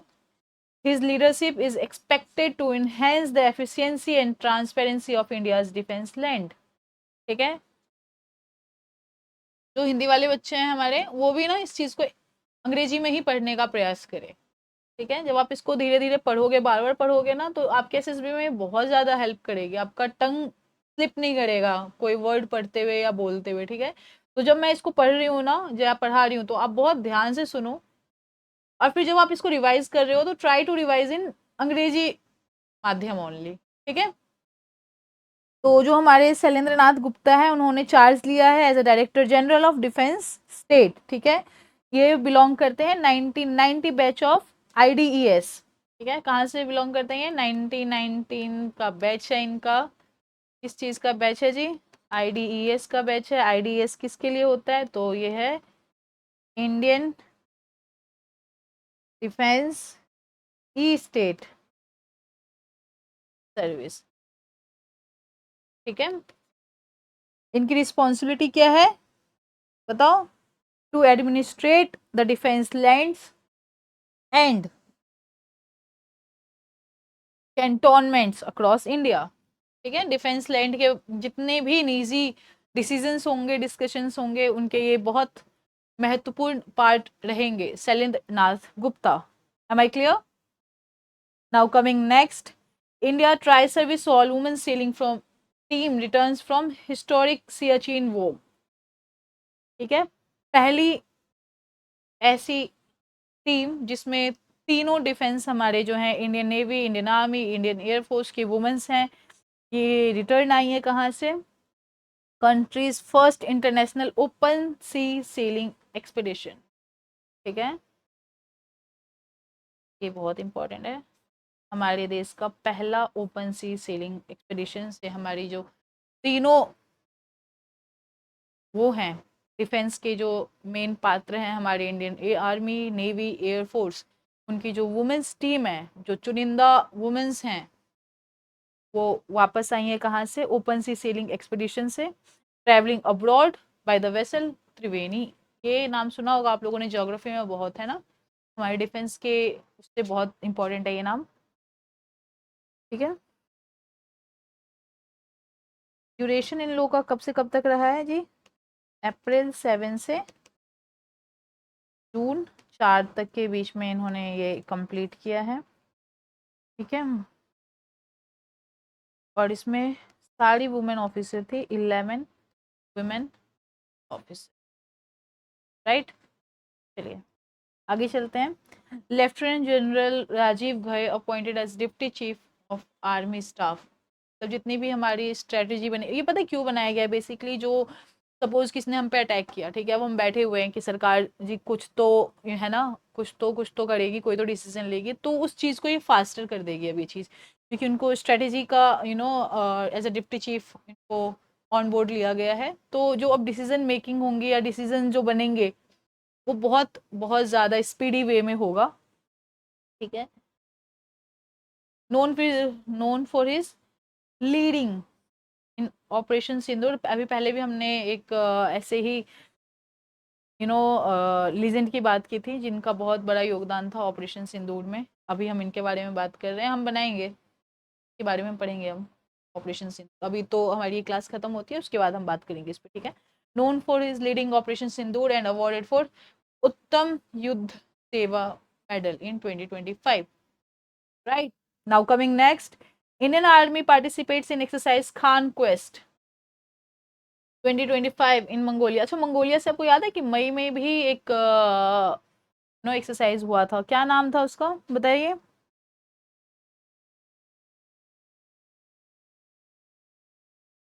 मई में एक हुआ था ना एक्सरसाइज मंगोलिया में, कुछ तो याद आ रहा होगा आप लोगों को इससे? बताना मेरे को कमेंट में, ठीक है, छोड़ रही हूँ मैं आप लोगों के लिए। चलो, तो 40 member team from Indian army has reached Mongolia capital, ठीक है, ahead of the multinational peace keeping exercise Khan quest. Khan quest क्या है? पीस कीपिंग एक्सरसाइज है, पीस कीपिंग एक्सरसाइज, राइट। किसके बीच में? इंडियन आर्मी एंड मंगोलिया के बीच में। नहीं सॉरी, इंडियन आर्मी ने मंगोलिया में पार्टिसिपेट किया था ये, इसमें पीस कीपिंग एक्सरसाइज में, ठीक है। Now coming to book and author. अब जब हम बुक एंड ऑथर पे आ गए हैं तो आप देखो, अभी तक जो हमने पढ़ा, चाहे वो स्पोर्ट्स से हो, चाहे वो डिफेंस से हो, चाहे वो अपॉइंटमेंट से हो, चाहे वो स्कीम से हो, मतलब उस समय हमें डिटेलिंग की ज़रूरत थी कि हमें जानना है कि अगर कोई स्कीम आई है तो क्या काम कर रही है, किसके लिए काम कर रही है, कहाँ पे काम कर रही है, ठीक है। हर एक जो पॉइंट पढ़ा है हमने, उसमें हमने 3 चीज़ कवर करी है, हाउ, वेयर, व्हेन, ठीक है।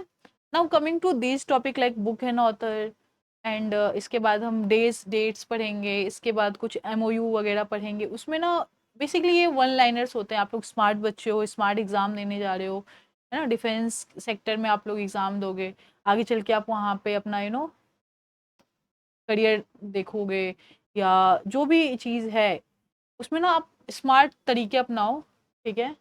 और हर चीज़ पढ़ने या करने से पहले देखो कि कितना इम्पोर्टेंट है ये आपके लिए, आपको कितना पढ़ना है इसमें। ऐसे आपको उन बच्चों से अलग दिखना है जो बस भेड़ बकरियों की चाल में चल रहे हैं। उनको एक पीडीएफ दे दिया जाता है, उनको यूट्यूब पे आके पढ़ा दिया जाता है, और जो लगे हुए हैं बुक एंड ऑथर के बारे में पढ़ने में, बुक और ऑथर में कि उन्होंने मतलब अगर ऑथर के बारे में पढ़ रहे हैं तो सब पढ़ रहे हैं कि क्या कौन सी जमाने में कौन सी बुक लिखी है। मतलब इंपॉर्टेंट है ये चीज़, बट उतना ही इम्पोर्टेंट है जितना आपका एग्जाम में आपसे पूछ रहा है, ठीक है।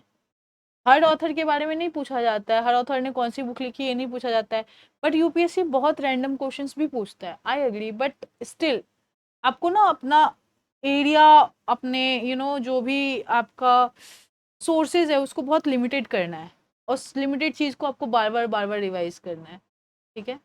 तो आगे अब हम जो भी पढ़ेंगे बुक एंड ऑथर के बारे में या डेट्स के बारे में, बेसिकली वो वन लाइनर्स होंगे। मैं आपको ये नहीं बताऊंगी कि अच्छा जी इस दिन को हम ये बनाते हैं, आज फादर्स डे है या मदर्स डे है तो क्यों मनाते हैं, ये doesn't doesn't make any sense, है ना।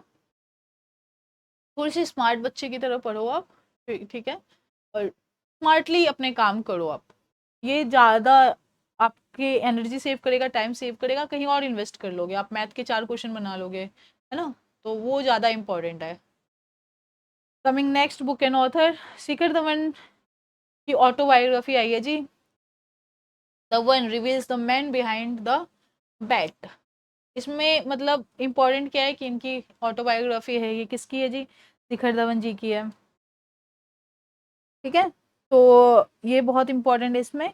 और इस बुक में मतलब इसका क्या कंटेंट क्या है वो मैं आप लोग को थोड़ा सा बता देती हूँ। बेसिकली इन्होंने बताया है कि ऑनेस्ट एंड अनफिल्टर्ड, है ना, reflection on the cricket life and identity of this guy Shikhar Dhawan की बुक में इन्होंने अपनी आइडेंटिटी, अपनी क्रिकेट, अपनी लाइफ के बारे में बताया। बहुत ऑनेस्ट और अनफिल्टर्ड कंटेंट है इसमें, जो कि आप पढ़ सकते हो इफ़ यू हैव आपको पढ़ना चाहिए वैसे, क्योंकि ये बहुत मेहनती और बहुत ज़्यादा अच्छे प्लेयर रह चुके हैं ये। तो you should go through this book after your exam, after your SSB, आप ये एग्जाम बुक्स पढ़ सकते हो, ठीक है। Now coming next, honour honouring a legend, celebrating VV Kumar at 90। VV Kumar, बताइए वीवी कुमार क्या है। ये वीवी कुमार क्रिकेटर है, ठीक है जी। किस चीज़ के लिए जाना जाते हैं, लेग पेन, ठीक है। इनको रिसेंटली ऑनर किया गया है, ठीक है। कब, चेन्नई में, इनकी 19th बर्थडे पे, ठीक है। Now coming next, new book revisits Indira Gandhi era. अच्छा आपको पता है 50 साल हो गए इमरजेंसी को, है ना। तो उस पे एक किताब आई है, ठीक है,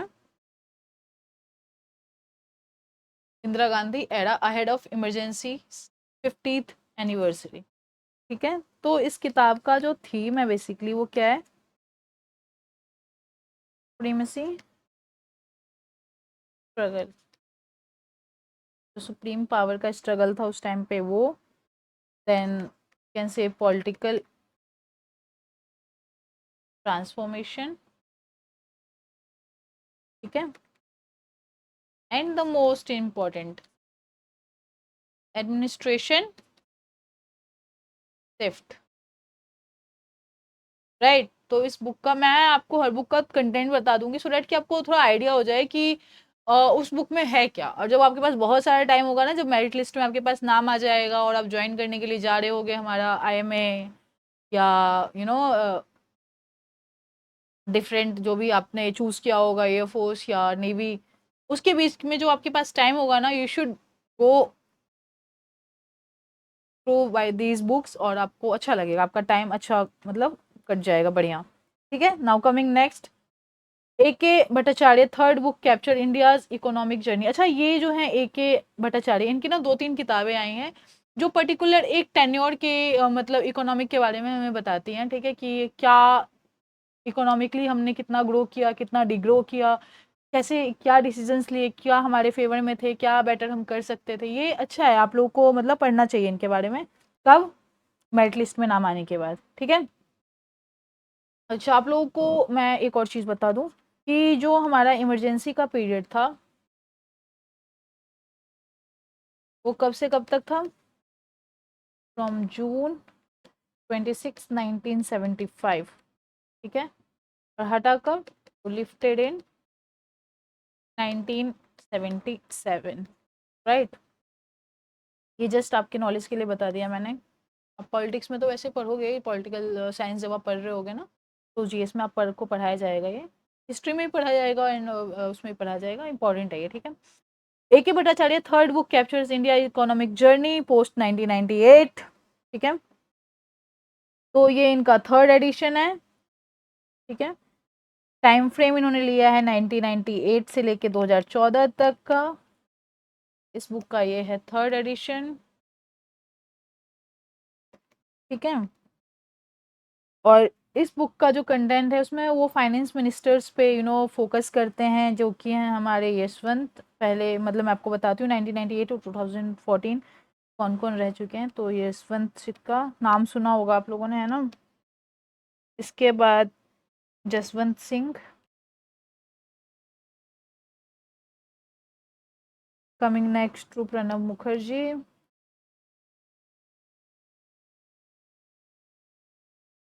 इसके बाद आते हैं पी चिदम्बरम। ठीक है, ये इंपॉर्टेंट है ए के जी की ये थर्ड बुक ना, ये बेसिकली हमारे फाइनेंस और इकोनॉमिक चीज़ें हमें पर्टिकुलर टेन्योर के बीच में हमें बताया, मतलब इस बुक का जो थीम है, कंटेंट है, उसमें ये चीज़ बताई गई है। ठीक है, तो ये बुक्स थी जो हमारे एग्जाम्स से रिलेटेड थी और इम्पॉर्टेंट थी। लाइकवाइज जैसे मैंने आप लोगों को बताया कि अभी जब हम डिफेंस की चीज़ पढ़ रहे थे, उसमें मैंने आपको बताया कि हम एक प्रॉपर वीडियो लेके आएंगे डिफेंस एक्सरसाइज पे। Similarly goes with every topic.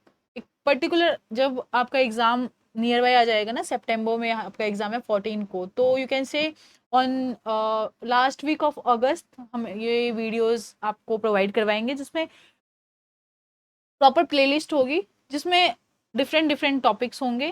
Defence का कह लो, आप अवार्ड्स एंड ऑनर्स कह लो, बुक्स कह लो, गवर्नमेंट स्कीम्स कह लो, जिसकी वीडियोस मिलेंगी आपको उसमें, जिसमें सिर्फ उसी के बारे में बताया जाएगा, एंड देन अटैच उसके साथ क्वेश्चंस भी होंगे। तो वो टाइम आपका ऐसा होगा कि जब आप जस्ट आप वीडियो देखो, गो थ्रू करो एंड देन वो क्वेश्चन सॉल्व करो, आपको खुद अंदाजा लग जाएगा कि जो आपने पढ़ा है लास्ट 2-3 महीने में आप कितना क्वेश्चंस कर पा रहे हो। अगर नहीं कर पा रहे हो then go again, revision revision revision, बस आपको वही करना है। और मतलब ये आपके लिए बहुत हेल्पफुल रहेगा, लास्ट में ना वो वीडियोस हम आपको प्रोवाइड करवाएंगे। आप बताना कमेंट में अगर आपको चाहिए ना, और या कुछ ऐसी स्पेसिफिक वीडियोस चाहिए स्पेसिफिक टॉपिक के ऊपर ना, तो आप बताना कमेंट में, डाउन करना, मैं काम करूंगी इस पे and we will make that video साथ में। चलिए, नेक्स्ट आते हैं हम अवार्ड्स एंड ऑनर्स। ठीक है, तो हमारे लिए क्या इम्पोर्ट, अवार्ड्स एंड ऑनर्स एक पूरा ऐसे कह लो आप बड़ा सा समुंदर है। ठीक है, अब इसमें कुछ कुछ कुछ कुछ कुछ कुछ ऐसे पार्ट्स हैं जो हमारे एग्जाम से रिलेटेड है, कुछ कुछ ऐसे पार्ट्स हैं जो एसएससी से रिलेटेड हैं, कुछ कुछ ऐसे हैं जो आईएएस आईपीएस वाले एग्जाम से रिलेटेड है। तो हमें क्या करना है, इस समुंदर में से अपना वाला चुन लेना है कि जी ये ये हमारा इम्पोर्टेंट है। तो हम क्या करेंगे, इतना पढ़ेंगे। वैसे तो है बहुत सारा, लेकिन हम पढ़ेंगे इतना क्योंकि ये हमारे एग्जाम के लिए इम्पोर्टेंट है। फिर हम कहलाएंगे स्मार्ट बच्चा। ठीक है, तो Radhanath Swami honoured by New York city for spiritual and community leadership. Radhanath Swami को ऑनर किया गया है न्यूयॉर्क सिटी द्वारा for spiritual and community leadership. तो इसमें आपको कुछ भी नहीं पढ़ना है, जस्ट गो थ्रू करना है इन चीज़ों के बारे में, एंड देयर इज नथिंग जिससे ज़्यादा आपको, जस्ट आपको कंटेंट पता हो इसके बारे में। Then we come to Padma Bhushan conferred on veteran journalist Ram Bahadur Rai. अच्छा, पता है इनके लिए अलग से ये लोग मतलब आए थे, और इनको ये अवार्ड देने के लिए अलग से एक प्रॉपर जगह पे मतलब गए थे ये लोग। तो पद्म भूषण मिला है किसको? वेतरान जर्नलिस्ट राम बहादुर राय को, बाय IGNCA। ठीक है, now coming next, Rohini Gram Panchayat wins gold in national e governance award in 2025। Now Rohini is the name of गांव, ठीक है, और इनको अवार्ड मिला है ई गवर्नमेंट का। ई गवर्नमेंट का मतलब इस गांव में यू कैन से 100% लोग ऑनलाइन एक्टिव हैं चीज़ों को लेके। इनको कोई भी सर्टिफिकेट बनाना है, इधर it's birth it's death, WhatsApp पे अवेलेबल है इन लोगों के लिए। तो this is a very big achievement for our government. ठीक है, तो इनको ग्राम पंचायत का गोल्ड मेडल मिला है in national e governance award. Now coming next, Thailand Opal Suchata crowned Miss World 2025। Thailand की ओपल चाता सुचिता, ठीक है, इनको मिस वर्ल्ड का क्राउन मिला है इन 2025 हैदराबाद में। ठीक है, now coming next, science and technology current affairs. ठीक है, ये भैया यहाँ पे करंट अफेयर्स लिखना भूल गए, मैं लिख देती हूँ science and technology current affairs. Now Shubhanshu Shukla, जब आप ये चीज़ पढ़ रहे हैं तब तक वो वापस भी आ चुके हैं। ठीक है, टू रीच स्पेस, ठीक है, ये 634th एस्ट्रोनॉट हैं जिन्होंने स्पेस में एंटर किया है। ठीक है, now Jahnavi becomes the first Indian to complete NASA space. अच्छा, ये जो हमारे उसमें जाने वाले हैं ना 2019 में एयर स्पेस प्रोग्राम होने वाली हैं, तो first Indian to complete NASA international air space programme, है ना, और ये पार्ट होने वाली हैं Titans orbital part space station की। कौन?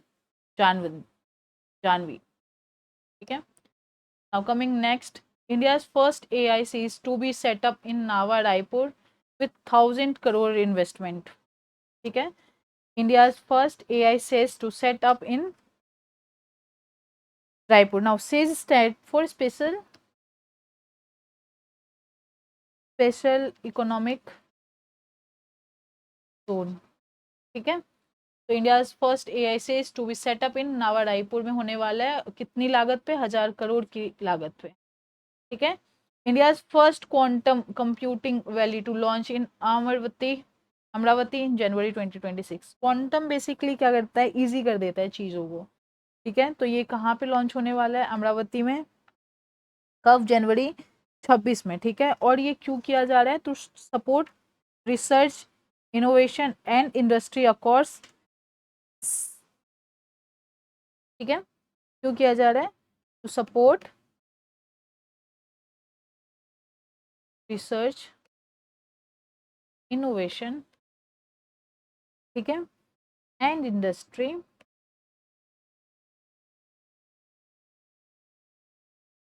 Across sectors using quantum technology. क्या technology. Now coming next, the Aravali Green Walls project to reforest Aravali mountain range from Delhi to Gujarat। ठीक है, इसके बाद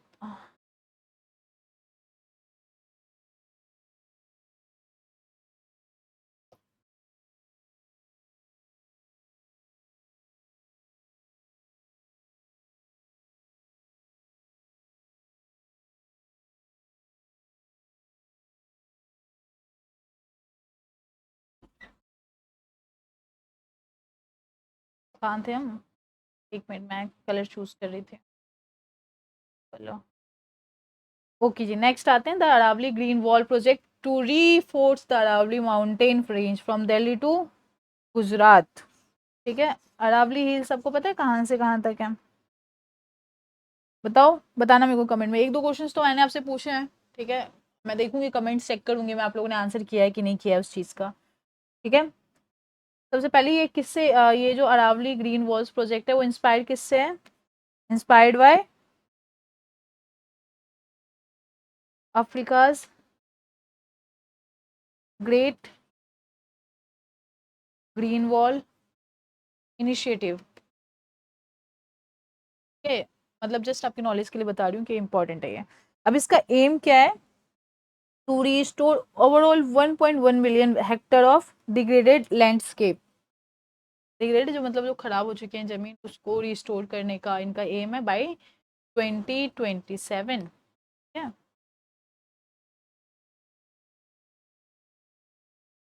कमिंग, अच्छा अच्छा अच्छा।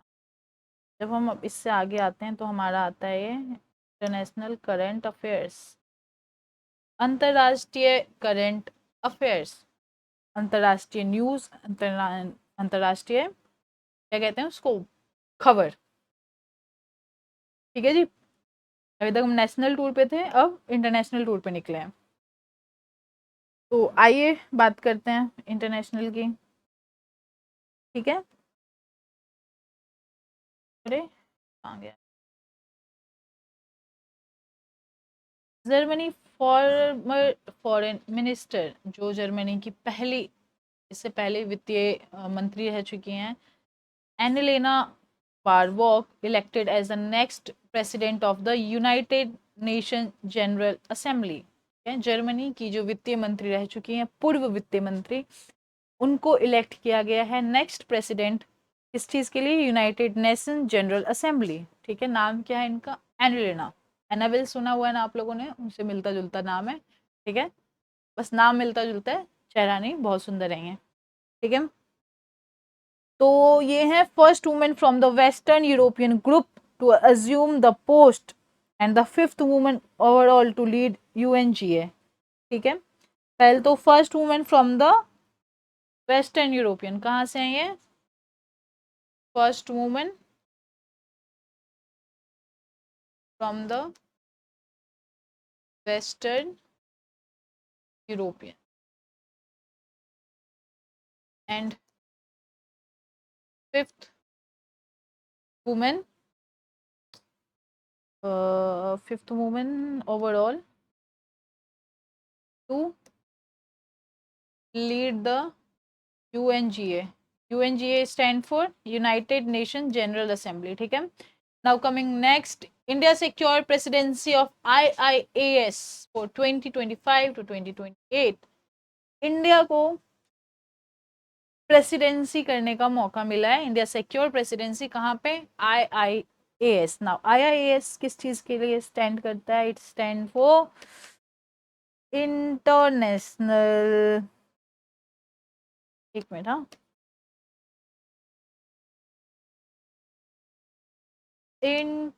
International institute of administration science, ठीक है जी। तो इंडिया प्रेसिडेंसी करेंगे इसके कब से कब तक के समय काल में, 2025 से लेके 2028 तक, ठीक है। With V Srinivas a top Indian bureaucrat assuming the presidency, अच्छा ये प्रेसिडेंसी करेगा कौन, वी श्रीनिवास, ठीक है जी। और इंडिया इसका मेंबर कब से है आईआईएएस का, फ्रॉम 1998, हमारा भारत भी इस समूह का सदस्य है, ठीक है। टोटल 31 मेंबर होते हैं इसमें और 20 नेशनल होते हैं, नेशन 20 होते हैं और 30 मेंबर्स होते हैं इसके, ठीक है। जो मतलब इंक्लूडेड है इस चीज़ में, आईआईएस में होता है क्या है, तो 31 मेंबर, 20 नेशंस और 15 एकेडमिक रिसर्च सेंटर्स होते हैं, ये इंक्लूड करता है इन चीज़ों। नाउ कमिंग नेक्स्ट, अगर हम बात करें Bangladesh unveils new bank note drop Mujibur Rahman portrait, जैसे हमारी नोट पे हमारे गांधी जी, हमारे परम पिता, हमारे पूज्य पिता, हमारे देश के पिता जो हैं गांधी जी, वो हैं वहाँ पे, वैसे ही बांग्लादेश में जो थे वो रहमान साहब थे। अब उनकी फ़ोटो को हटा दिया गया है, उनकी फ़ोटो को हटा के क्या दिया गया है वहाँ पे, वहाँ पे ऐड किया गया है बुद्धिस्ट टेम्पल, ठीक है। क्या वो किया गया है बांग्लादेश के नोट पे, बुद्धिस्ट टेम्पल, ठीक है। जो क्या करता है, रिफ्लेक्ट करता है countries culture and historical diversity. ठीक है, समझ में आ रहा है आप लोगों के? और इनके कितने नोट, जैसे हमारे 500 के नोट, 2000 के नोट बंद हो गए ना, पहले तो सारे नोट बंद हुए, फिर हमारे 2000 के नोट बंद हुए, क्यों जी? क्योंकि उसमें चिप था, है ना। चलिए, तो इनके 3 नोट हैं। टाका कहते हैं यहाँ की करेंसी को ना, बांग्लादेश की करेंसी को क्या कहते हैं? टाका। तो 100 टाका, 50 टाका एंड 20 टाका, 3 नोट हैं इनके। तीनों पे जो है बुद्धिस्ट कल्चरल चीज़ें जो हैं वो ऐड की गई हैं। और ये क्या शो करता है? ये इनकी कंट्री की कल्चर एंड हिस्टोरिकल डाइवर्सिटी को शो करता है। अब मेरी राइटिंग तो समझ में आ रही है ना आप लोगों को? Now coming next, quad. Quad launches first ever at sea observer mission to boost marine security. Maritime security. Maritime is like maritime exercises भी होते हैं, पता है ना आपको? इंटरनेशनली, नेशनली हम पार्टिसिपेट करते हैं कई, हम हम ही अप्रोच करते हैं ये चीज़ें कई बार। तो क्वाड स्टैंड्स फॉर, बताइए आप लोग। अभी हमने पढ़ा था ना सेना क्रिकेट में, है ना? क्वाड स्टैंड्स फॉर, बताओ बताओ, कमेंट में बताओ आप। लिखूं या छोड़ दूं? तो लिख देती हूँ, आधा लिख दिया है, तो बाकी मेरे को बताना आप, है ना। India, Japan, US and Australia. जी, ऑस्ट्रेलिया कहीं नहीं छूटता। ठीक है, बेसिकली ये क्यों किया गया है? तो to promote regional maritime security and operational चीज़ें। ठीक है, जो हमारी मैरीटाइम सिक्योरिटी हैं या जो हमारे ऑपरेशंस होते हैं उसको बूस्ट करने के लिए ये चीज़ लॉन्च की गई है। ठीक है, now coming next, Sri Lanka celebrates पोषण पोहा। ये इंपॉर्टेंट है, ये पूछा जा सकता है, इसको आप स्टार मार्क कर लो। ये पूछा जाएगा आपसे फेस्टिवल में, किया जाएगा और समथिंग लाइक दैट पूछा जाएगा आपसे। ठीक है, honouring 2000 year of Buddhism. Buddhism को वहाँ पे गए हुए या इंट्रोड्यूस हुए हुए 2000 साल हो गया है। श्रीलंका इज ऑब्जर्विंग पोषण poha, a revered Buddhist festival marking the historic arrival of Buddhism। आप मेरे को बताओ, बुद्धिज्म वहां गया कैसे? श्रीलंका में कैसे पहुंचा, कैसे इंट्रोड्यूस हुआ? ठीक है, मेरे को बताना आप किसने इंट्रोड्यूस किया था, क्या नाम था उनका। मैं आपको थोड़ा सा हिंट दे देती हूँ, जिन्होंने श्रीलंका में बुद्धिज्म को इंट्रोड्यूस किया था वो थे सन ऑफ ग्रेट अशोका। बाकी आप मेरे को नाम बताना इनका कमेंट में, मैं चेक करूंगी। ठीक है, क्या नाम था इनके बेटे का? Right, now coming next, Nicaragua women's, sorry, becomes the first, sorry sorry, colour से कंफ्यूज है बहुत। ठीक है, तो Nicaragua becomes the 101 first WTO member to accept fisheries subsidies agreement। पहले तो ये निकारागुआ है क्या? आप ये मत समझो कि ये जो आपको फोटो में दिख रही है इनका नाम है, ऐसा मत समझ लेना आप। ठीक है, इट्स अ कंट्री। ठीक है, निकारागुआ क्या है? कंट्री है। कहाँ पे? सेंट्रल एशिया में। कहाँ पे है? सॉरी, सेंट्रल अमेरिका में, एशिया बोल रही हूँ। कहाँ पे है जी ये? सेंट्रल अमेरिका में है। इसको दूसरे नाम से भी जो जाना जाता है। किस नाम से जाना जाता है? द ब्रेड, ये आएगा नहीं पेपर में, लिख दे रही हूँ, the bread basket of central America. ठीक है, निकारागुआ को किस नाम से भी जाना जाता है? एक तो पहले ये कंट्री है, secondly known as the bread basket of central America. ना ब्रेड बास्केट की, वो थोड़ा सा ना आप लॉजिक लगाया करो, चीज़ों को समझने में बहुत ईजी है, इतना कुछ है नहीं। जैसे अब यहाँ पे ब्रेड बास्केट लिखा है, तो ब्रेड बास्केट क्यों लिखा गया हो? ऐसा तो नहीं होगा पूरी कंट्री में ब्रेड में, मतलब बास्केट में ब्रेड डाल के दिया जाता होगा। लॉजिकल चीज़ें। ब्रेड बास्केट इसको इसलिए जाना जाता है क्योंकि यहाँ की जो सॉइल है वो बहुत फर्टाइल है। ठीक है, तो जो खेती होती है यहाँ पे, अच्छी फसल होती है, इसलिए यहाँ पे इसको ब्रेड बास्केट के नाम से जाना जाता है, सेंट्रल अमेरिका। ठीक है, तो इन्होंने अभी क्या किया है, मेंबर बने हैं किसके, world trade organisation member to formally accept the agreement to fisheries subsidies. मतलब बेसिकली जो ब्लू फार्म होता है हमारा उसको प्रमोट करेंगे ये, provide technical assistance and capacity building to developing and becoming the one of those countries जो fisheries subsidy लेती हैं या करती हैं, है ना, मच्छी पालन समझते हो आप लोग उसको।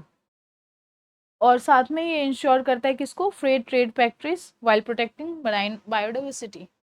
ठीक है, जैसे हमारे अभी हमने पढ़ा ना अमृत, जो अर्बन रहन सहन को ठीक करता है, चीज़ें प्रोवाइड करता है, same goes with marine. Marine अब हम पानी के अंदर तो रह नहीं रहे लेकिन जीव तो रह रहे हैं ना, तो उनके लिए ये चीज़ें हैं, उनके हित में ये चीज़ें हैं। ठीक है, now coming next days and events.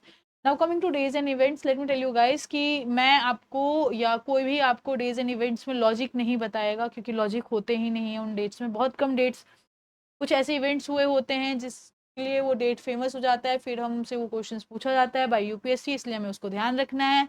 कुछ भी ऐसी टेक्निकल चीज़ें नहीं हैं उसमें।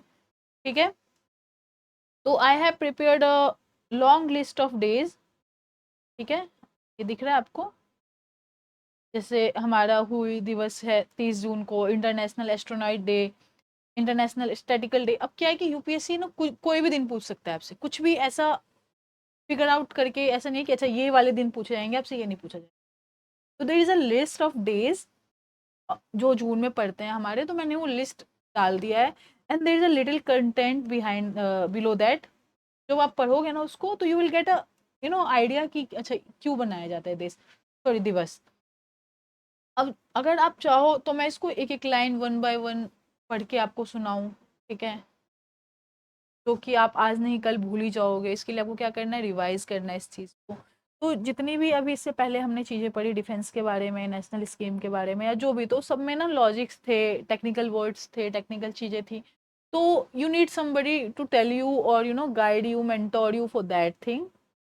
बट जैसे ही हम आते हैं अपने डेज के बारे में, तो आई डोंट थिंक कि you guys need a person जो छोटे बच्चों को बता देना जी आज संडे है, आज मंडे है, आज ट्यूसडे है। क्या लॉजिक है इसके पीछे, कोई लॉजिक नहीं है। जस्ट अपने डेज को रिकॉग्नाइज करने के लिए, इजिली अपनी चीज़ों को करने के लिए, कैलेंडर मेंटेन करने के लिए हमने डेज बनाए। बट जब हम अपने एग्जाम के पॉइंट ऑफ व्यू से डेज के बारे में बात करते हैं, तो there is a particular event जो उस दिन हुआ होता है, जो नेशनली, इंटरनेशनली और वर्ल्ड लेवल पे इम्पोर्टेंट होता है, तो हमने उसको एक नाम दे दिया और हमसे वही क्वेश्चंस में पूछा जाता है। तो इसके पीछे कोई लॉजिक नहीं है, इट्स काइंड ऑफ स्टोरी। ठीक है, इट्स काइंड ऑफ फैक्ट जो आपको याद रखना है। और याद आपको कैसे होगा, किसी के पढ़ाए जाने पे वो आपको याद नहीं होगा, आपको बार बार रिवाइज करने पे वो याद होगा, है ना। तो थोड़ा स्मार्ट बनो, स्मार्ट तरीके से चीज़ों को हैंडल करो।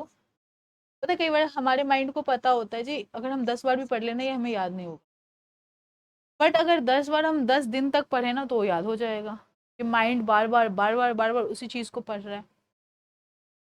तो आपको अपने माइंड के साथ खेलना है, ठीक है? उल्टी साइकोलॉजी खेल लो अपने दिमाग के साथ, उसको याद नहीं हो रहा उसको पढ़ने के लिए दे दो, रोज एक बार पढ़ना है इसको। एग्जाम में आपको जरूरत भी नहीं पड़ेगी रिकॉल करने के लिए, आपका माइंड डेट देखेगा, नाम देखेगा, उसको याद आ जाएगा। तो स्मार्ट बच्चे बनो, भेड़ बकरियों के चाल में मत चलो, उनकी भीड़ से अलग दिखो। ठीक है, एसएसबी में उन्हीं बच्चों का नाम या उन्हीं बच्चों का मेरिट लिस्ट में नाम आता है जो उनसे अलग चल। ऐसा नहीं है कि आप डेज याद कर रहे हो फिर बोलो जी उसके पीछे का लॉजिक बताओ हमें, ऐसा नहीं करना है आपको। ठीक है, थोड़े स्मार्ट बनना है। तो basically there is a list. ठीक है, वो मेरे को लगता है 2-3 पेज का है, 1, 2, 3, 4। ठीक है, 4 पेज का है जो जून में हमारे दिन पड़ते हैं। एक पेज पे हार्डली 3 या 4 मतलब 5 होंगे, मैक्सिमम 5 डेज इंक्लूड है। ठीक है, हर डेज के नीचे में कंटेंट है ये। इफ़ यू वांट मैं आपको पढ़ के सुना सकती हूँ, but if you want me कि मैं आपके अलग पीडीएफ पे, अलग वीडियोस पे काम करूँ, तो आपको ये काम खुद करना पड़ेगा। You just need to go through by these thing and then by the content. जैसे international day of deaf and blindness 27 जून, 26 जून को हम मनाते हैं international day in support of victim of torture. ठीक है, then 50th anniversary of declaration of emergency, ये तो इम्पोर्टेंट है, ये हमने पढ़ा भी था। 50th एनिवर्सरी हमने सेलिब्रेट किया अभी, ठीक है, सेलिब्रेट तो नहीं किया खैर, बट 15th एनिवर्सरी को हमने एक्नॉलेज किया उस चीज़ को। Then international day of women's diplomacy in 24 जून।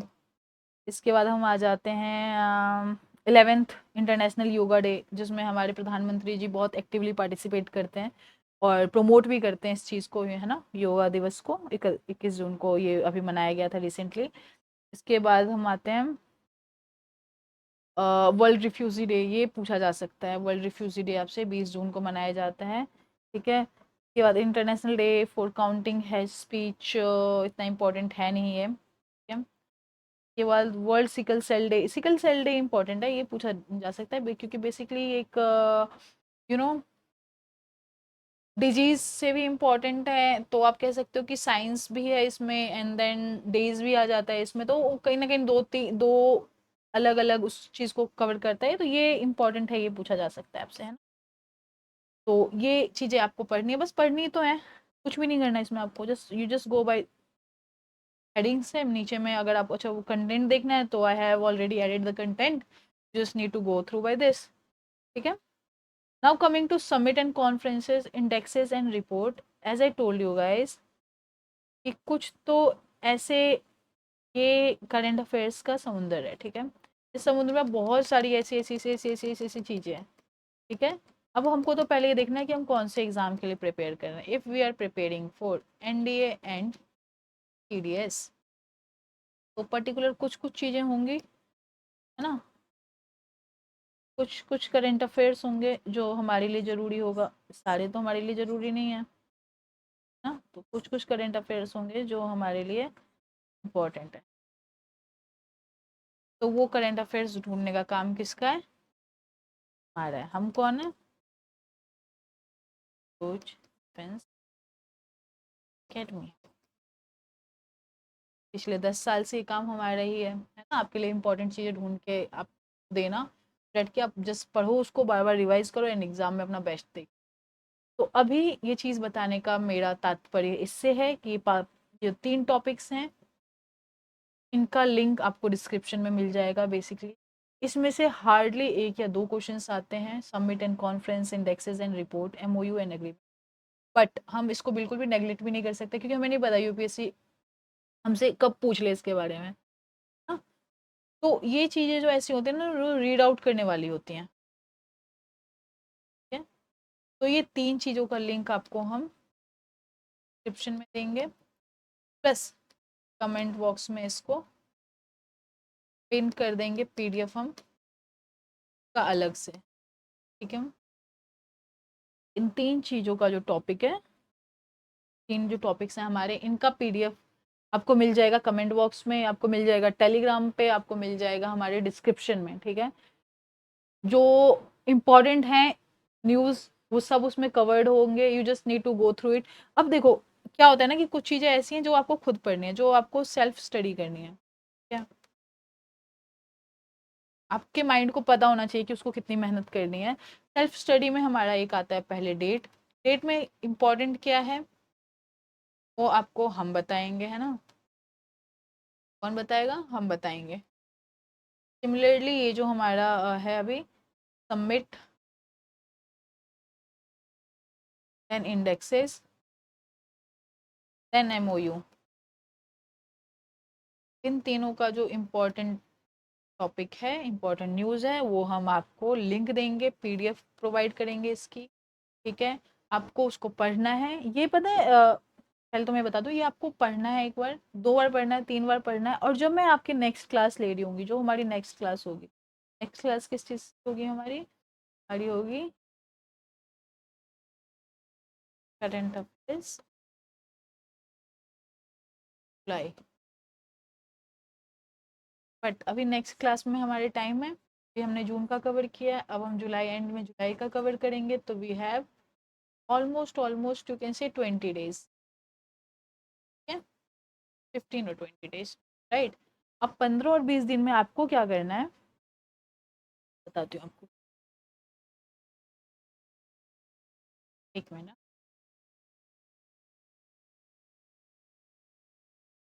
थोड़ा सा ज़्यादा सिंपल कर देते हैं ये आपके लिए भी। सुन रहे हो ना? ऐसा नहीं भाग जाओ क्लास खत्म हो गई है, नहीं खत्म हुई है अभी, ठीक है। अब जो हम नेक्स्ट क्लास लेंगे आपका वो होगा जुलाई का। राइटिंग समझ में आ रही है ना मेरी? जुलाई का करंट अफेयर, ठीक है। वो हम कब लेंगे? अभी से 15-20 दिन बाद। तो मीनवाइल हम इस 15-20 दिन में करें क्या? 15-20 दिन में आपको क्या करना है? पीडीएफ रिवाइज,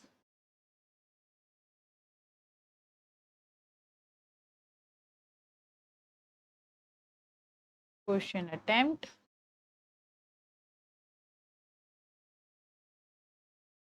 रिवाइज, कैसे ग्रुप में चले।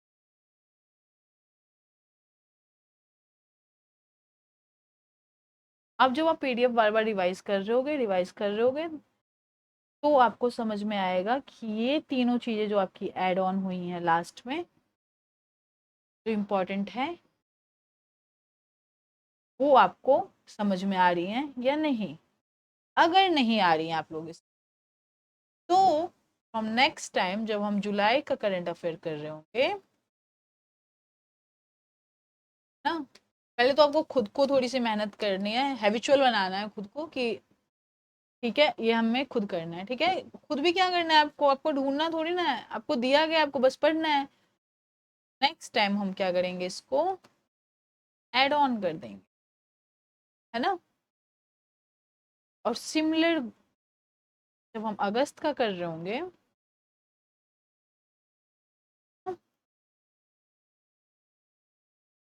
तो जो जुलाई में चीजें हमारे समझ में नहीं आई या आपके समझ नहीं आई हैं, जो जुलाई में आपने दिक्कतें फेस की हैं या जो भी आपके डाउट्स हैं वो हम क्या कर देंगे, ऐड ऑन कर देंगे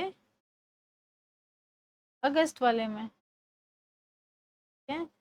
और जब हम सितंबर की स्टार्टिंग में सारा रिवाइज कर रहे होंगे